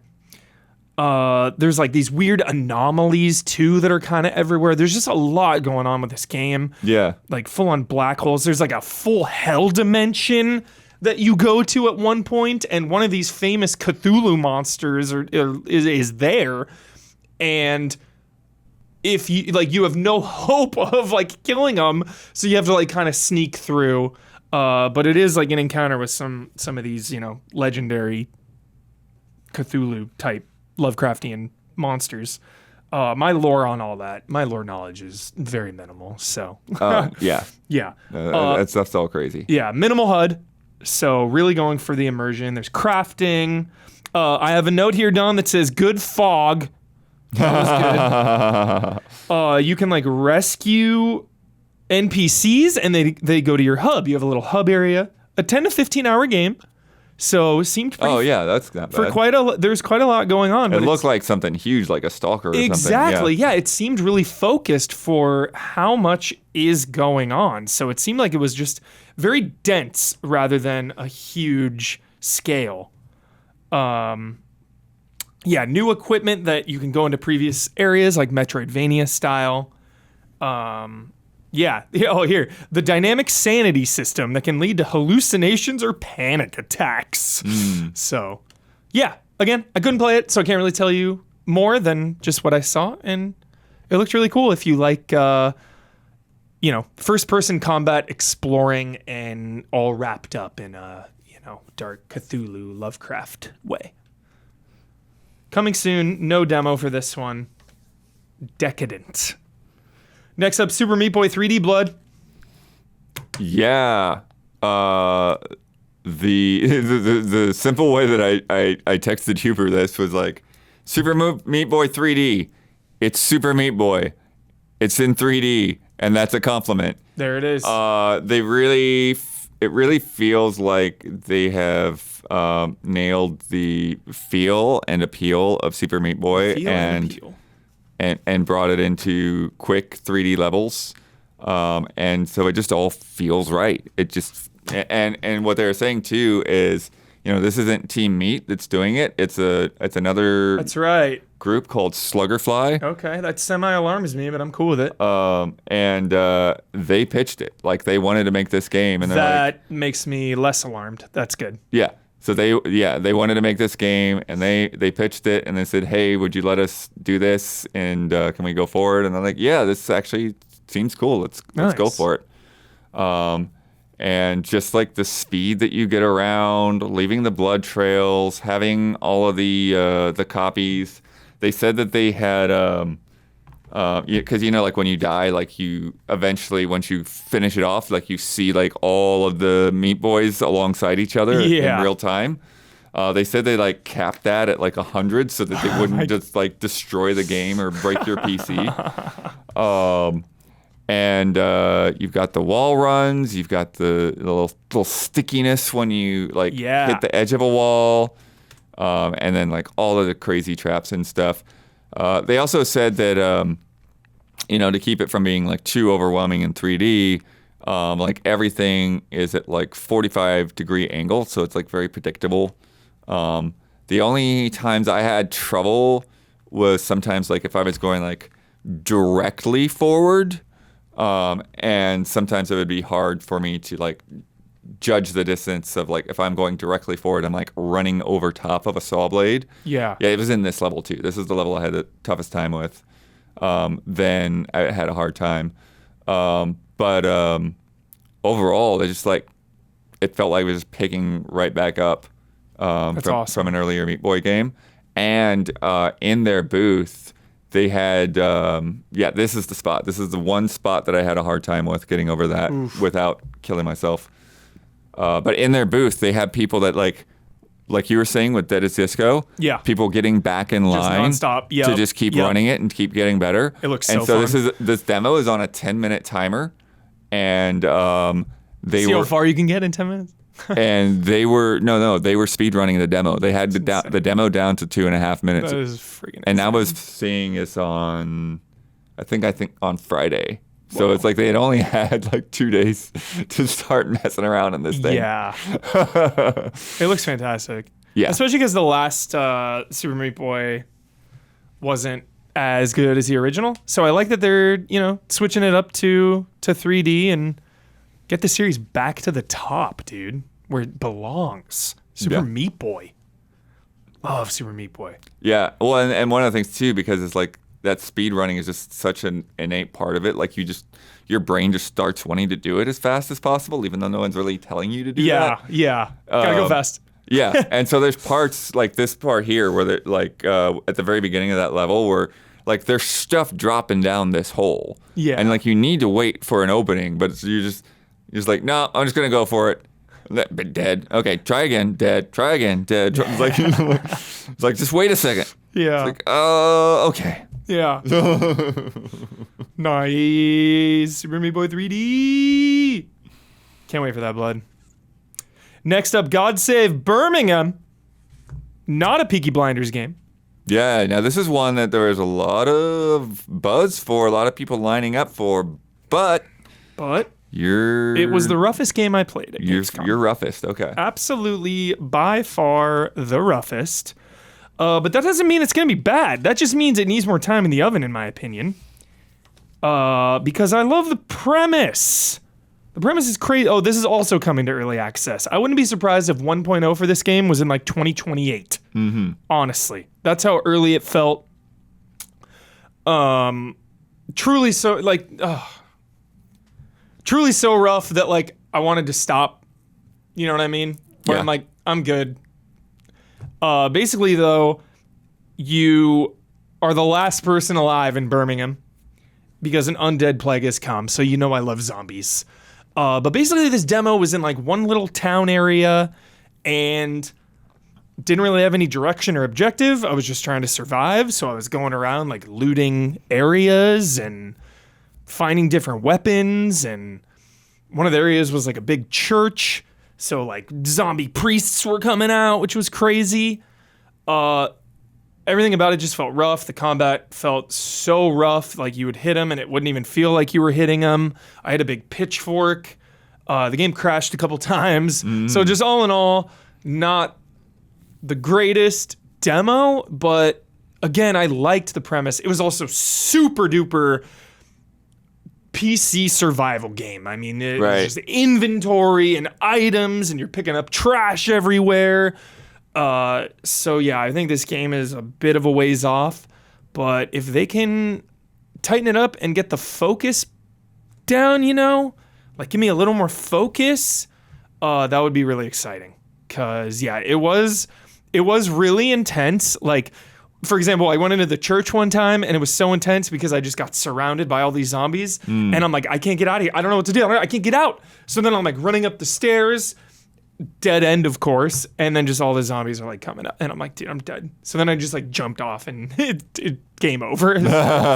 Yeah. So need some time in the oven, in my opinion. But Yeah, they're saying pre-alpha at this point. Yeah. Yeah. Dude. 2028, probably. Like, a ways away. God save Birmingham. Next up, Industria II, blood.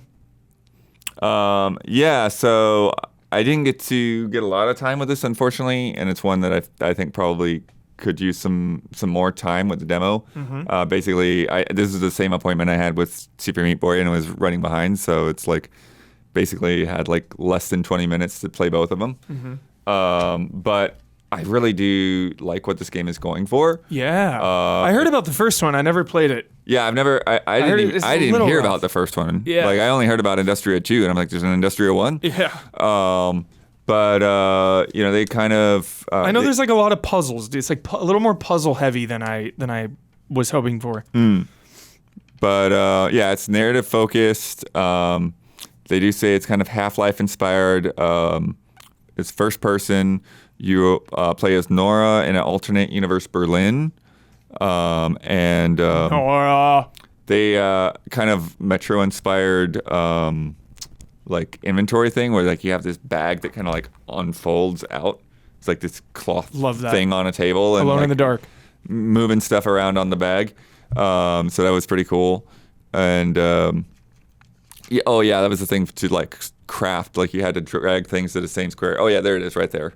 Nice. And then like it starts feeling like you're just in a normal like everyday little factory area, but then you start getting deeper into it, and all of a sudden it's like, okay, what is this alien device down here? What's going on? Yeah. There is motion sensor that you have, but there's limited charges on when you can ping. So that's a crazy thing to think about. It's like, okay, don't use that motion sensor until you hear something or see something. But yeah, I think I need more time with it, but it seems freaking cool, dude. Nice. Yeah, the first one doesn't have the best reviews, but like sometimes it doesn't even matter when a sequel looks so good. It's like, oh, let me see where they started, and then you kind of see that growth, and that's fun too. That's exciting. Yeah. So no demo for this one, unfortunately, but next up, What the Clash, Blood. Yeah. One of My God, this game, I have heard this is like a fucking, I have heard this game is like a goatee. Oh yeah? Yes. Nice. So I have heard, this is one of the highest reviewed games of the year, man. I'm serious. So this is on Apple Arcade, and it's actually out already, but I had not heard about it, so that's why I picked an appointment to pick their brains about it, because I really like What the Golf, and I really like What the Car. Yeah. And so What the Clash is from the same studio. It's only on Apple Arcade right now, but it's you can play it on Mac and iPad as well as iPhone. But it is a multiplayer, 1v1 multiplayer game. Mm-hmm. So you can challenge your friends to all these silly little things, and you play as these characters that are like, they have like hands for heads, and so there's all these cosmetics like rings so you can like every finger can have like a different decoration on it. When you put stuff around their neck, because their necks are basically like an arm, like you can put it at the top or the middle or the bottom, or you can put different things on all three. So the customization on it even is like really wacky. Yeah. Just lots of silly little games. Like they've got like some racing stuff. They got some golf. They had like a pipes thing. And a lot of it is just like, on the phone, just like holding and dragging. With your I forget where I fingers. read it, but it was like, this is one of the best games of the year so far. Like, people are hyping this. That's sick. Yeah. And you said it's coming to consoles. No, not yet. No. So far, they don't have any plans. Now, they have done that in the past, so that might still happen.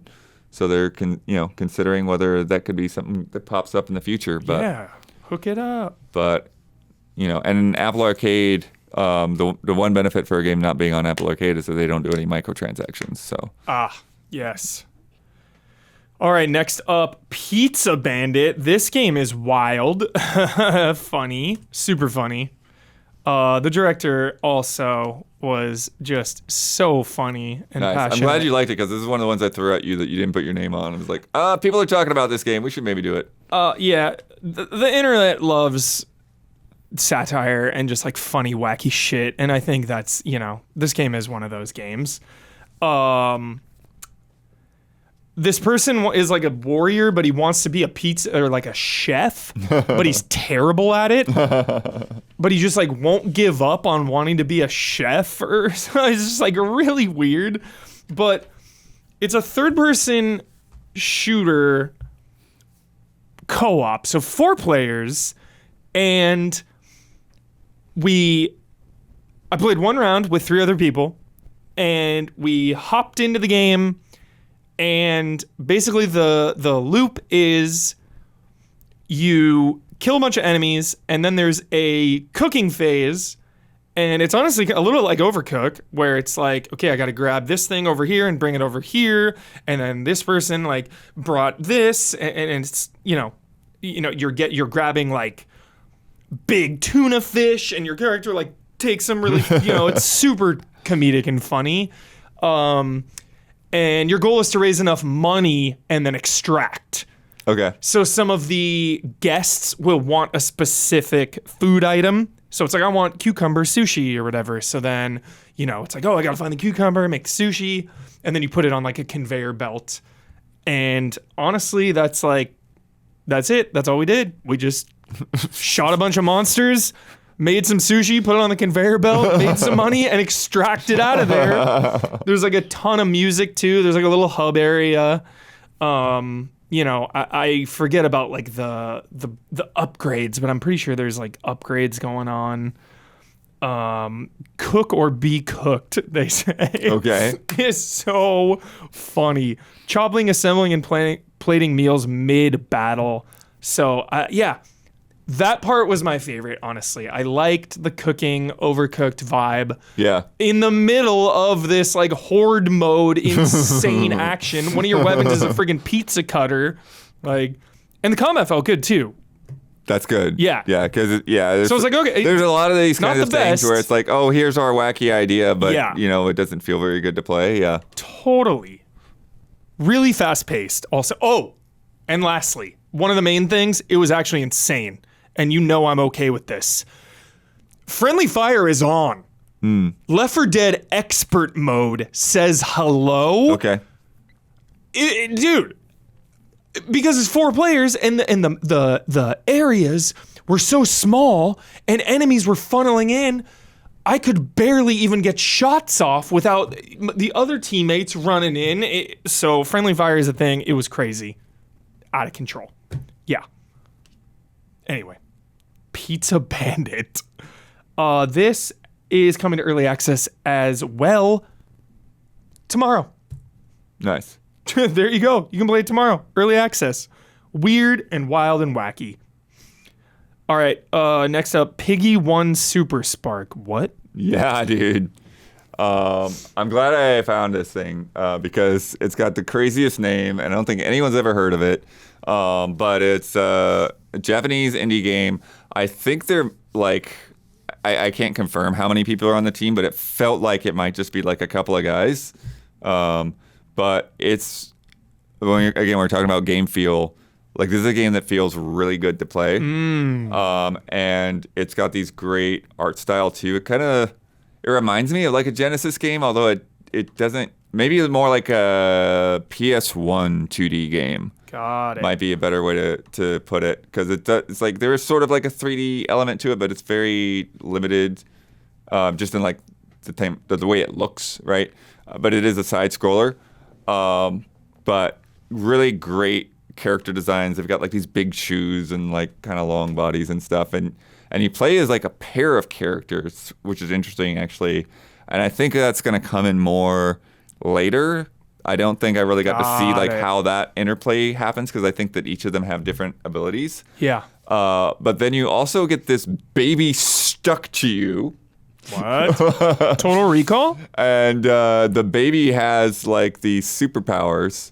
And so like you can use like the baby like electricity, like telekinesis to like pick up electronics and like move them around and then jump on them and stuff like that. And then you can also like use it like to use as platforms. You can use it to open doors. You can ride on stuff as you're lifting it up, which is nice. There's like some physics elements there. There was one point where you had to kind of use this rolling ball to like launch yourself off of an elevator kind of thing. That's always fun. And then it's got kind of like these kind of like dash arrows that you do. And then eventually you get the bat, and you swing the bat with the left trigger. And I think you dash with the right trigger. And the bat swinging and impact feels really nice. So like there are a lot of these things where they're like these boxes with like cracks on one side, and so you'd swing and you'd smash that box and just like the pieces go flying, and it just just really satisfying. And then sometimes there would be enemies that'd be hiding inside of the boxes, and so you'd have to smash the box and then smash the enemy inside. And then there was even one thing that was like, I don't know if you would consider it a boss, but it's like basically like a Tetris piece worth of boxes. There's just like 6 boxes in a row, and so you'd have to like see where the cracks were and like smash on the right sides of them or whatever. Yeah. But it was like so big that it's blocking your path. So it's like you had to get rid of this thing to keep going. And then the other thing that you could do with the bat is like there are these like pink plugs around, and it's sort of like kind of like a platforming bit where you like use the bat and like stick into the plug. Fun. And then you could jump up to the next thing. So it's like jump, stick, and again that stick feels good. Jump, stick, and then some of them would be on like these rails, so then when you stick to them, they would like catapult you up. And so much about this game is just the sense of momentum. Yeah. So it feels really nice. Hell yeah. And then see if there's anything else that's in there, but I think that pretty much covers it. Yeah. And they've been working about 3 or 4 years. Sounds like it could be another year or more before it's fully done, but Got it. definitely keep your eyes out. Yeah, that looks promising. Bud. Really, really nice sense of style and everything. Yeah. All right, next up, Moros Protocol, another one of my favorites I played. This is actually coming out September 4th. Isn't that Silksong? Scary. There's a demo for this, though. Play the demo. This is right in my wheelhouse because it is a boomer shooter roguelite. And, it was addicting. I loved it. You wake up on a ship, and you just go through randomized rooms. You're fighting little freako monsters. There's melee and ranged attack. You can have 2 guns. So you have your melee, and then you have a like an energy based gun, and then like a bullets based gun. Okay. On my run, full disclosure, the dev was probably so irritated. Eventually, he was like, "Yo, like, can I tell you something?" And I was like, "Yeah, what?" He's like, "Yeah, you're missing all the rooms with the guns." Because it was so... Dude, they needed to patch it or something, because, like, these rooms had a big red keycard symbol, and in the tutorial, it's like, find the keycards for these rooms. I wasn't finding any keycards that I knew of, but I really was. It was just like the visual feedback was not clear. So I wasn't trying to go in the rooms. I would just like leave them. So I kept missing the gun, so I was going like melee only run for a long time. Okay. And the dev was like, "Oh, I thought you just wanted an extra challenge." Because I just kept like meleeing everyone with his energy sword. That's kind of like Cinder City not being clear that it was an MMO. Yeah.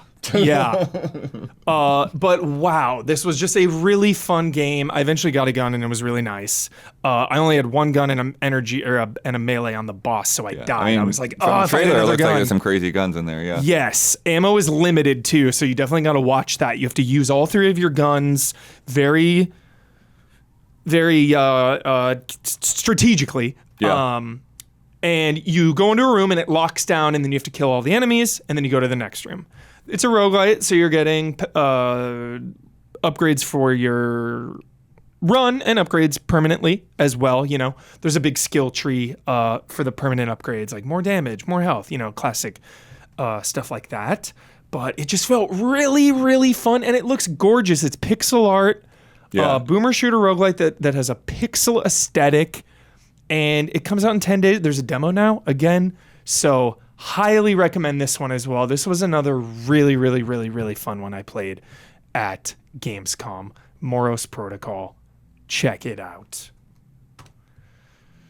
Just 2 more before we get into the last phase, Bloodworth. He-Man and the Masters of the Universe, Dragon Pearl of Destruction. Quite a mouthful. Yeah. The beat 'em up songs continues. Oh, it's gorgeous. Yeah, I don't have a lot to say about this, but I saw it there while you were doing your last appointment.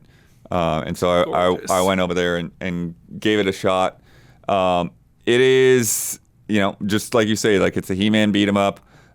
Maybe like one of the the best perks of that is just seeing these characters animated again, with their classic designs.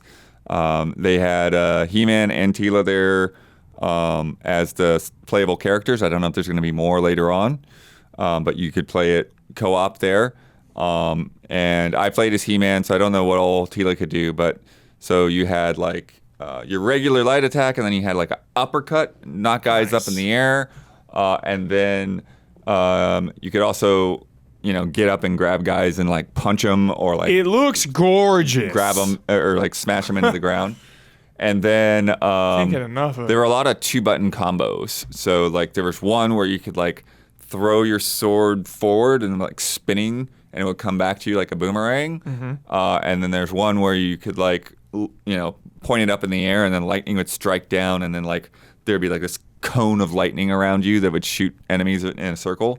And there's another one where you could like essentially do the same thing, but then you would shoot the lightning in front of you, and like everyone in a straight line would get hit by it. Cool. And then got through quite a few stages. Did a trap jaw boss fight, and then Evil Lyn was the one that took us down. And then the design, I'd say, is kind of closer to like a Final Fight or like the old school Turtles arcade games. Totally.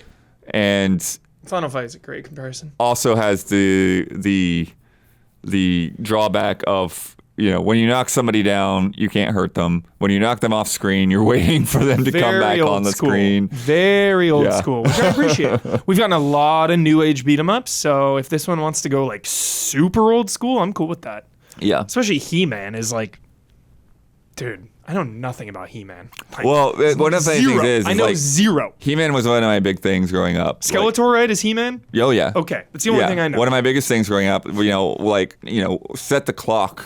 I knew what time it would be because You're a pro. that's You when love it. He-Man was on. Yeah. And have a ton of the toys, but it was never one of those things that ever like drew me back in. With like when they tried to reboot it, I thought this is stupid, and I was out.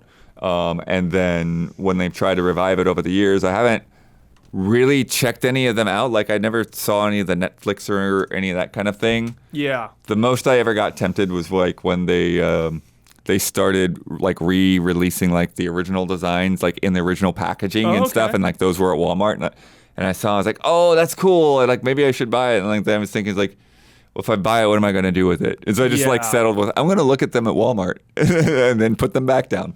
Yeah. Crazy. He-Man, dude. Yeah. Do you ever read any He-Man comics, Bud? That's the thing, Huber. When you got the toys, every toy came with a comic book. That's a 10 out of 10. Every single one. That rules. Yeah. So I have stacks of He-Man comic books. Yeah. Like they were like fairly meaty for a comic book that was like a little tiny thing. 130 episodes along with a theatrical movie and a Christmas special. Oh yeah, I still have the movie. Wow. Still have that VHS. That's a lot. I don't think I'll be catching up, Blood. I'm sorry. 130? Really? I thought it didn't go quite 130. that long, but yeah. 130. Awesome. More beat 'em ups. Yay. A beat 'em up renaissance, dude. It's out of control. Okay. Last of this phase, Demonschool. Yeah, which This is has also out Easy very soon. Allies written all over it. This is Persona vibes, romance options, visual novel thing. I mean, this game is sick. I got to play for 10 minutes. It was a timed demo. Oh gosh. They were nice enough to, I had missed one appointment, and they were nice enough to like fit me in later on. This But is actually a story. We should actually bring this up because poor Huber. Again, the indie arena booth crazy. is dense. Crazy. It is insanely dense. There is Dude. like a dozen games around every corner. So you're looking around, and there's this, and there's that, and there's this, and there's that. I wanted to throw up. And there's just so much in that booth. Just another one of these situations where like you can't even walk through, and you're trying to like look for things, and there's just people everywhere. It's crazy. Yeah, like it here is like game, like Yeah. just walls and walls. Jam of games. them in. And many of them only one station. So that's why they're hard to find, because there's like one spot in the sea of TVs. You know, whereas like Denshattack is like they've got a big wall and there's 3 stations there, so you can find Denshattack pretty easy. Yeah. So again, I just played a little bit, but yeah, there was full-on classroom, Persona, advancing days. Things take time of your day, so it's full. Again, keep saying Persona, but it's like Persona where you do things and it'll advance. A bunch of places you can go to during your day to achieve various things, you know, talk to people to build the bonds or go here to unlock something. And that's all wrapped up in this like crazy tactical battle system, dude, that was nuts because you have your characters and it's all like grid-based top and bottom, but you like load up your attacks and then it all goes down at one time at the end. So it's like, okay. I'm gonna do all my moves and attacks and then initiate it. And then it all goes down and then it's the enemy's turn. You don't have a lot of room for error on this. You know, it seemed pretty challenging, which I'm always down for. But your characters have like 3 hit points. And I had like, 3 hit points, dude. My characters were going down, dude. You have your healer, so you need to like keep healing everyone. It felt very challenging and tactical, but good thing is if your character goes down at the end of the battle, they'll be back in it. There's no like crazy. Isn't there something too where like you don't actually level up? I don't know about that, dude. Okay, I might be misremembering something. Yeah, I don't know about that, but yeah, the combat felt good. I didn't get to do this crazy car part that we're seeing in the demo. Yeah, I think it's again, it's like a lot of mini games and stuff too to like do again, you know, with your party members and stuff outside of battles. Yeah. There's 15 characters that are coming. I only got to see 4 of them, but they were all really fun. Lot of dialogue. Lot of dialogue. Yeah, I think I remember that from the demos before. Yep. So definitely like 3/4 visual novel and like 1/4 battle, or like 50-50, who knows. But from what I played, the little demo, quite a bit. Big on like buffing and debuffing. Again, this combat system goes pretty hard. Seems like it's really easy to pick up, but very hard to master. So yeah, Demonschool. If you love bonds and dark arts and tactical battles and Persona, this is definitely one for you. I'm pretty sure you can romance like everyone. Everyone can romance everyone. So yeah, they were hyping up the romance. All out. Yeah. Demonschool. Is there a demo? No demo for this one. Yeah, I think they've done some limited time demos, but I don't think they've kept them up. Oh, another one that might get caught in the blast. This comes out September 3rd. Yeah. Coming up soon. So, Demonschool. No price yet on that one either. Okay, into the finale, Bloodworth. Let's do it, man. Pragmata. Let's get into it. Actually, not much to say about Pragmata because it was the exact same thing I played at Summer Game Fest, but with the additional boss fight. You can check out our Summer Game Fest preview for like our first initial hands-on with it. As well as the one we did when I played it. And you played it too. We've talked about this game so many times, but we all played the exact same thing. Yeah, because Capcom let me play all of their stuff before we left, but Huber didn't get to, so it's time for the Huber take on the Capcom games. Yeah, so same exact thing, just got to do the boss fight. This game, dude, I can't stop gushing about this game. This game is freaking top tier. This game is absolutely top tier. Holy crap. Like, the hype is freaking real for this. Everything feels good. The exploration, the character interactions, the hacking is such a fun mechanic mid-battle. Like, I cannot get enough of the hacking. The guns feel really good. Everything's really weighty. The fact that it's a new IP, I know there's like a big conspiracy theory that it's a Mega Man game. I highly doubt that. That seems a little over the top. Way over everyone's just that's just wishful thinking. Like, and especially too because we got a Mega Man thing in Secret Level, and the visual aesthetic and the whole vibe of that Secret Level episode is completely opposite and separate from this. Right. So it was like if they were gonna bring Mega Man back, maybe they would have tried to tie it into Secret Level. I don't know. That's just me thinking about it. The boss was really fun though. It was like the big hulking, RoboCop mech vibe. Right. Pragmata though, seriously cannot hype it up enough, dude. This game it's gonna be good. It's gonna be big. New Capcom IP. They cannot miss right now. Okay, next up. Heavy hitter time. Onimusha. Holy shit, Onimusha. Because did you play it at Summer Game Fest or no? No. Okay. This felt so good, dude. This felt so freaking good. Where do I begin? Not a mashing game. Do not mash attack. Right. Be deliberate. Be methodical. You have your light and your heavy, your square and your triangle, and your dodge and your parry. It is just some of the most rewarding combat I've played in a long ass time. Bloodworth. Those souls pop out just like the old games. You can suck them up. Onimusha, one of my favorite franchises of all time.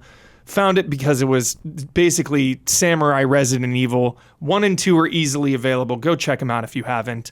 But I'm pretty sure this one is like a reboot. That's what they said when I interviewed them at Summer Game Fest.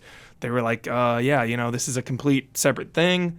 So I really don't know if this is going to tie into the existing lore at all. Yeah, because you're playing like Miyamoto Musashi, right? Yeah. So don't even feel like you need to play those older ones. I do recommend it, though. Historic purposes. And they're amazing and short. Wow, it feels so good to play. Like, every single combat encounter was top tier. It just felt awesome. The exploration as well, just finding little nooks and crannies in the areas. You get to kind of a little town area that's, everything's been corrupted. The townspeople are coming. They're like running away. You see a couple that are just like, I'm getting out of here. And the enemy variety right out of the gate felt super nice. I'm curious because, like I was saying, I felt like this demo was tuned to be like a beatable demo and not like the enemies were not very aggressive. I was kind of waiting to get attacked. Yep. So how did you feel about that stuff? That's the thing, Blood. Everything felt fine and dandy and chill until the boss fight. Oh, yeah? Boss fight was intense. Dude, I died on the boss. I was like, whoa, bro. You did? Oh. Yeah. All right, I'm better than Huber at Onimusha. Apparently. Dude, this boss, kind of rocked me a little bit. I was like, all right, buddy. Let me get my parries down. I felt like you had to parry this bastard or you were hosed. You have in your inventory a little quick slots. Oh, by the way, also, no damage control.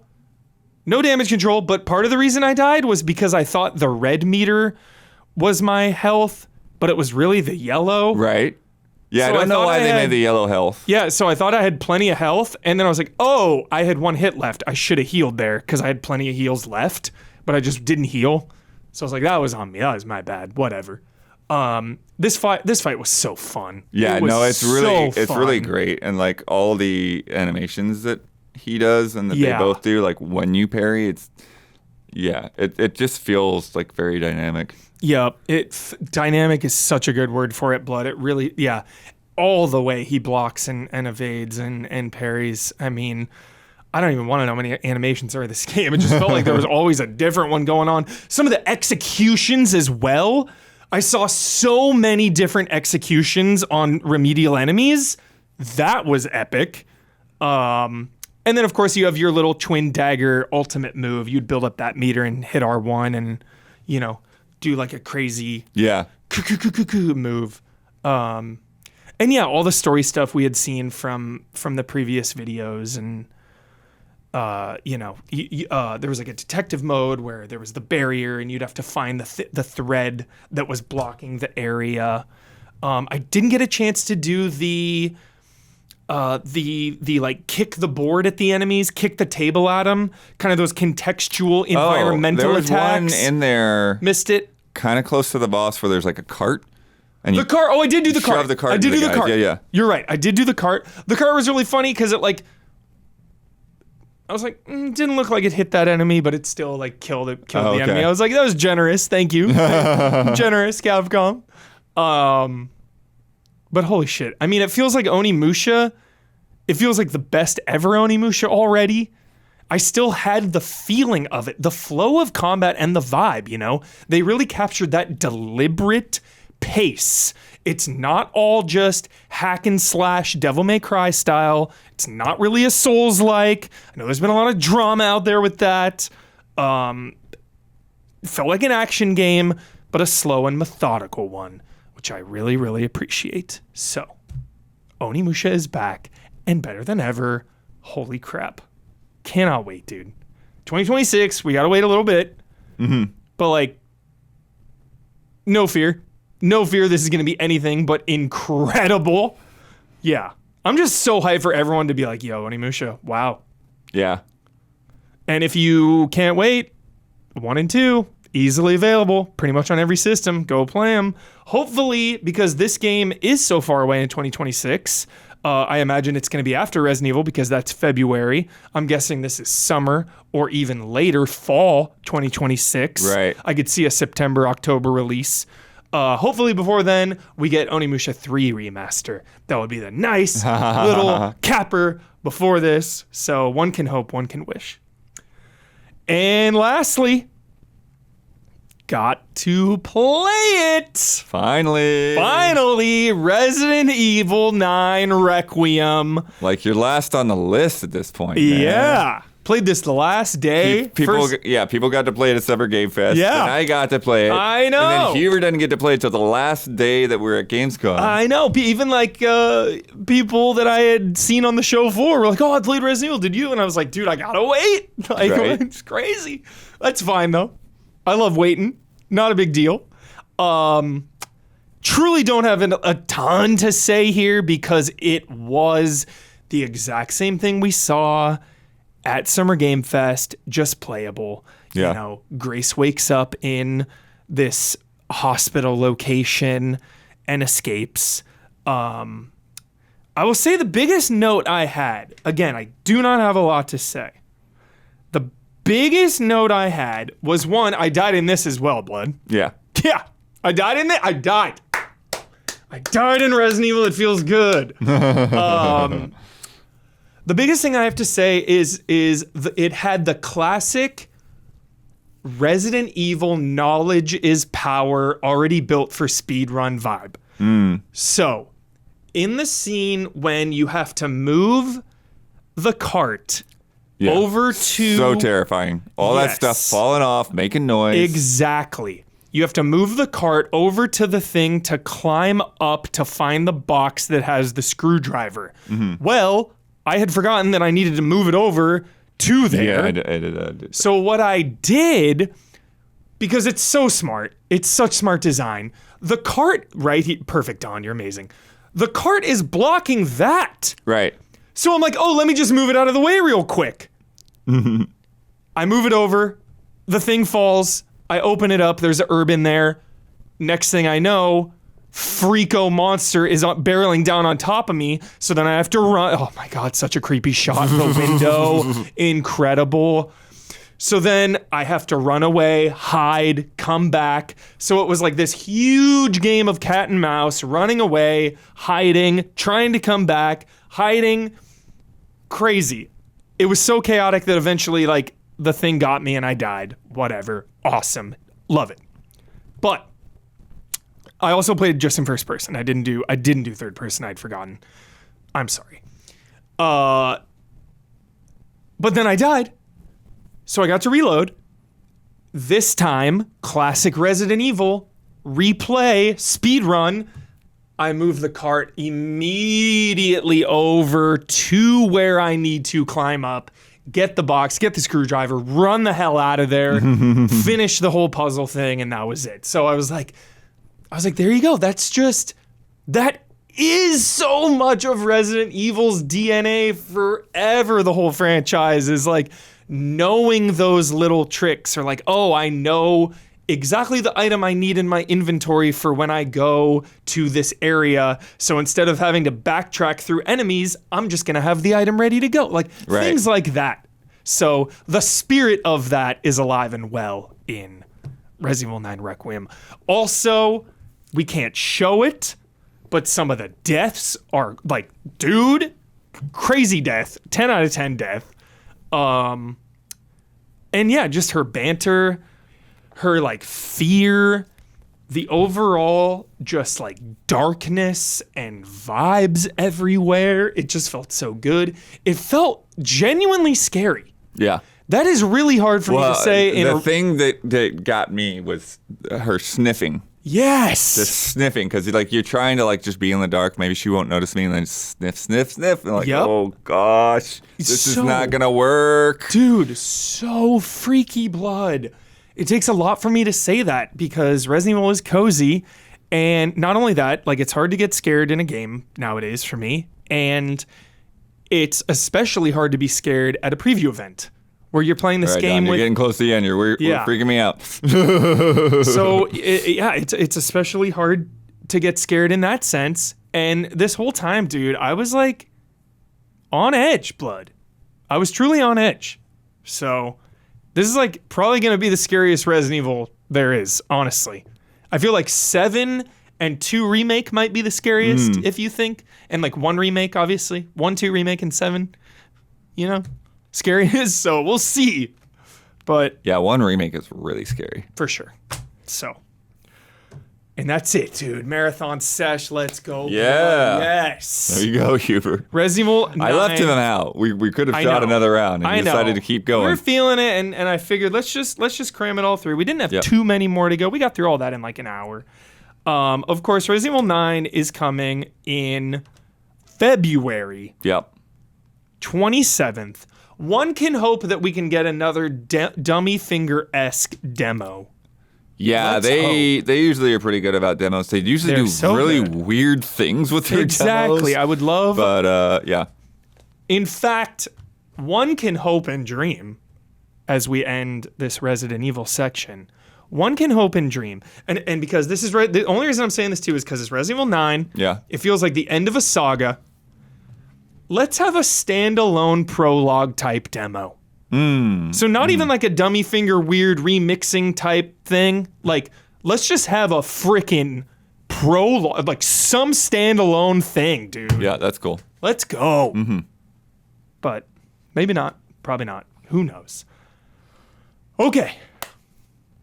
We aren't doing a full Love and Respect segment or bets this week, but Easy Allies patrons are still getting some bonus Love and Respect questions, including one about rejecting previews of we just did 4 hours worth. So are you rejecting us? We're going to find out. So if you want to get on that extended cut, consider becoming a $5 patron on patreon.com/easyallies. It really helps us out. Get in there. You get the ad-free version of this podcast 2 days early. You get into the official Discord where everyone is just so friendly, vibing out. So much love and respect. And you can submit questions to Love and Respect. And we just need your support. We need your questions. So really consider whatever you can do to help us out. Even, if you can't be a patron, help us out on Twitch and YouTube. Oh, yeah. We have those YouTube channel memberships now. Yes. So if that works for you better than Patreon or whatever, that's an option. And we have this limited time thing. Yes. Where YouTube will give us an extra $8. This is huge. For your $5 sub. It's really awesome. So, yeah. We've got like another 2.5 weeks or so. Well, that's so still sick. Valid. So, yeah, definitely hop in there. Definitely. Check it out. And if you really want to help us out, you can join one of our producer tiers, our platinum producers. Get a shout out on this podcast each and every week. And this month's shout outs go to the legends, Jabba Labs and Elthanis. Shout out. Now come join us on patreon.com/easyallies for those bonus questions. We posted several other things this week, including Gamescom reactions from the home team, Bloodworth's preview for the Blood of Dawnwalker. I'm so pumped on that game, dude. Mm-hmm. So freaking pumped. I watched Blade the other day, so I was getting into the Daywalker vibes. And our thoughts on sort of the C. Yeah, don't skip that game. Do not skip that game. And Metal Gear Solid Delta. Doesn't seem like a skip either. I love it. So be sure to take a look at all that. And even though we had a lot in the show, we aren't done with our Gamescom previews yet. There's still more. We have a lot more to shoot. And that'll get sprinkled in here and there. There's a lot of embargoes, you know. Yeah. There's a couple of things that I just don't have footage yet. And so like, hey, do you have fresh footage? Because like one of the things was like the latest thing was like from 2 years ago. And I'm like, I don't feel comfortable using that. Yeah. So, that makes sense. So what I think now that we've kind of like barreled through everything, I think we might just throw them in next week's podcast. Nice. Because there's only a couple of those. Everything else has embargoes. Nice. Yeah, so be on the lookout for that. I definitely played a couple things that I'm very excited to talk about. And we also have the Huber Hype coming.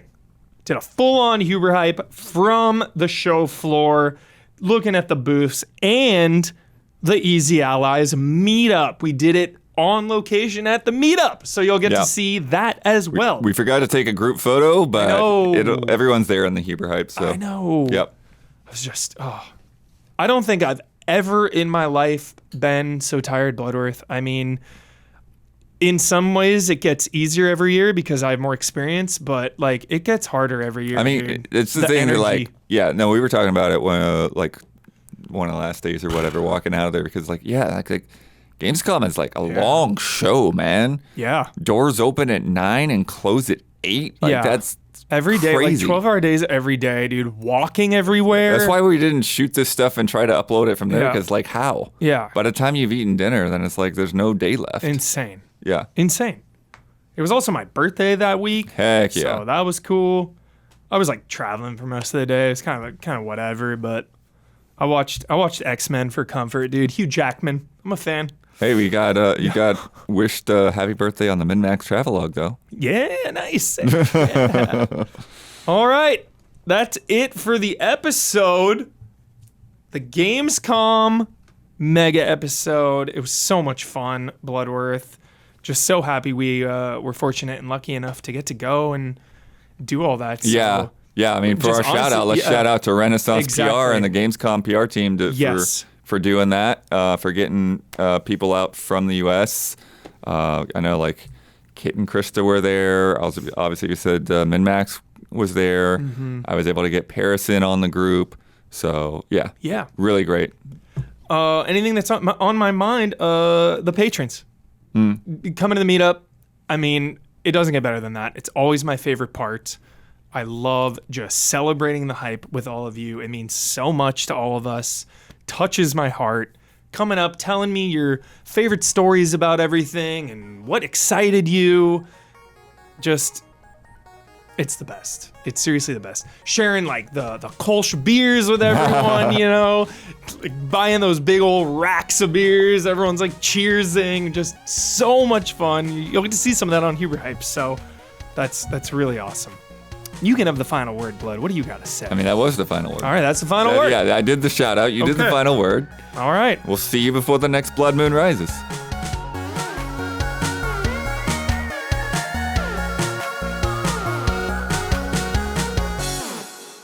I'll miss every appointment and wait 5 hours if I have to. I'm ready.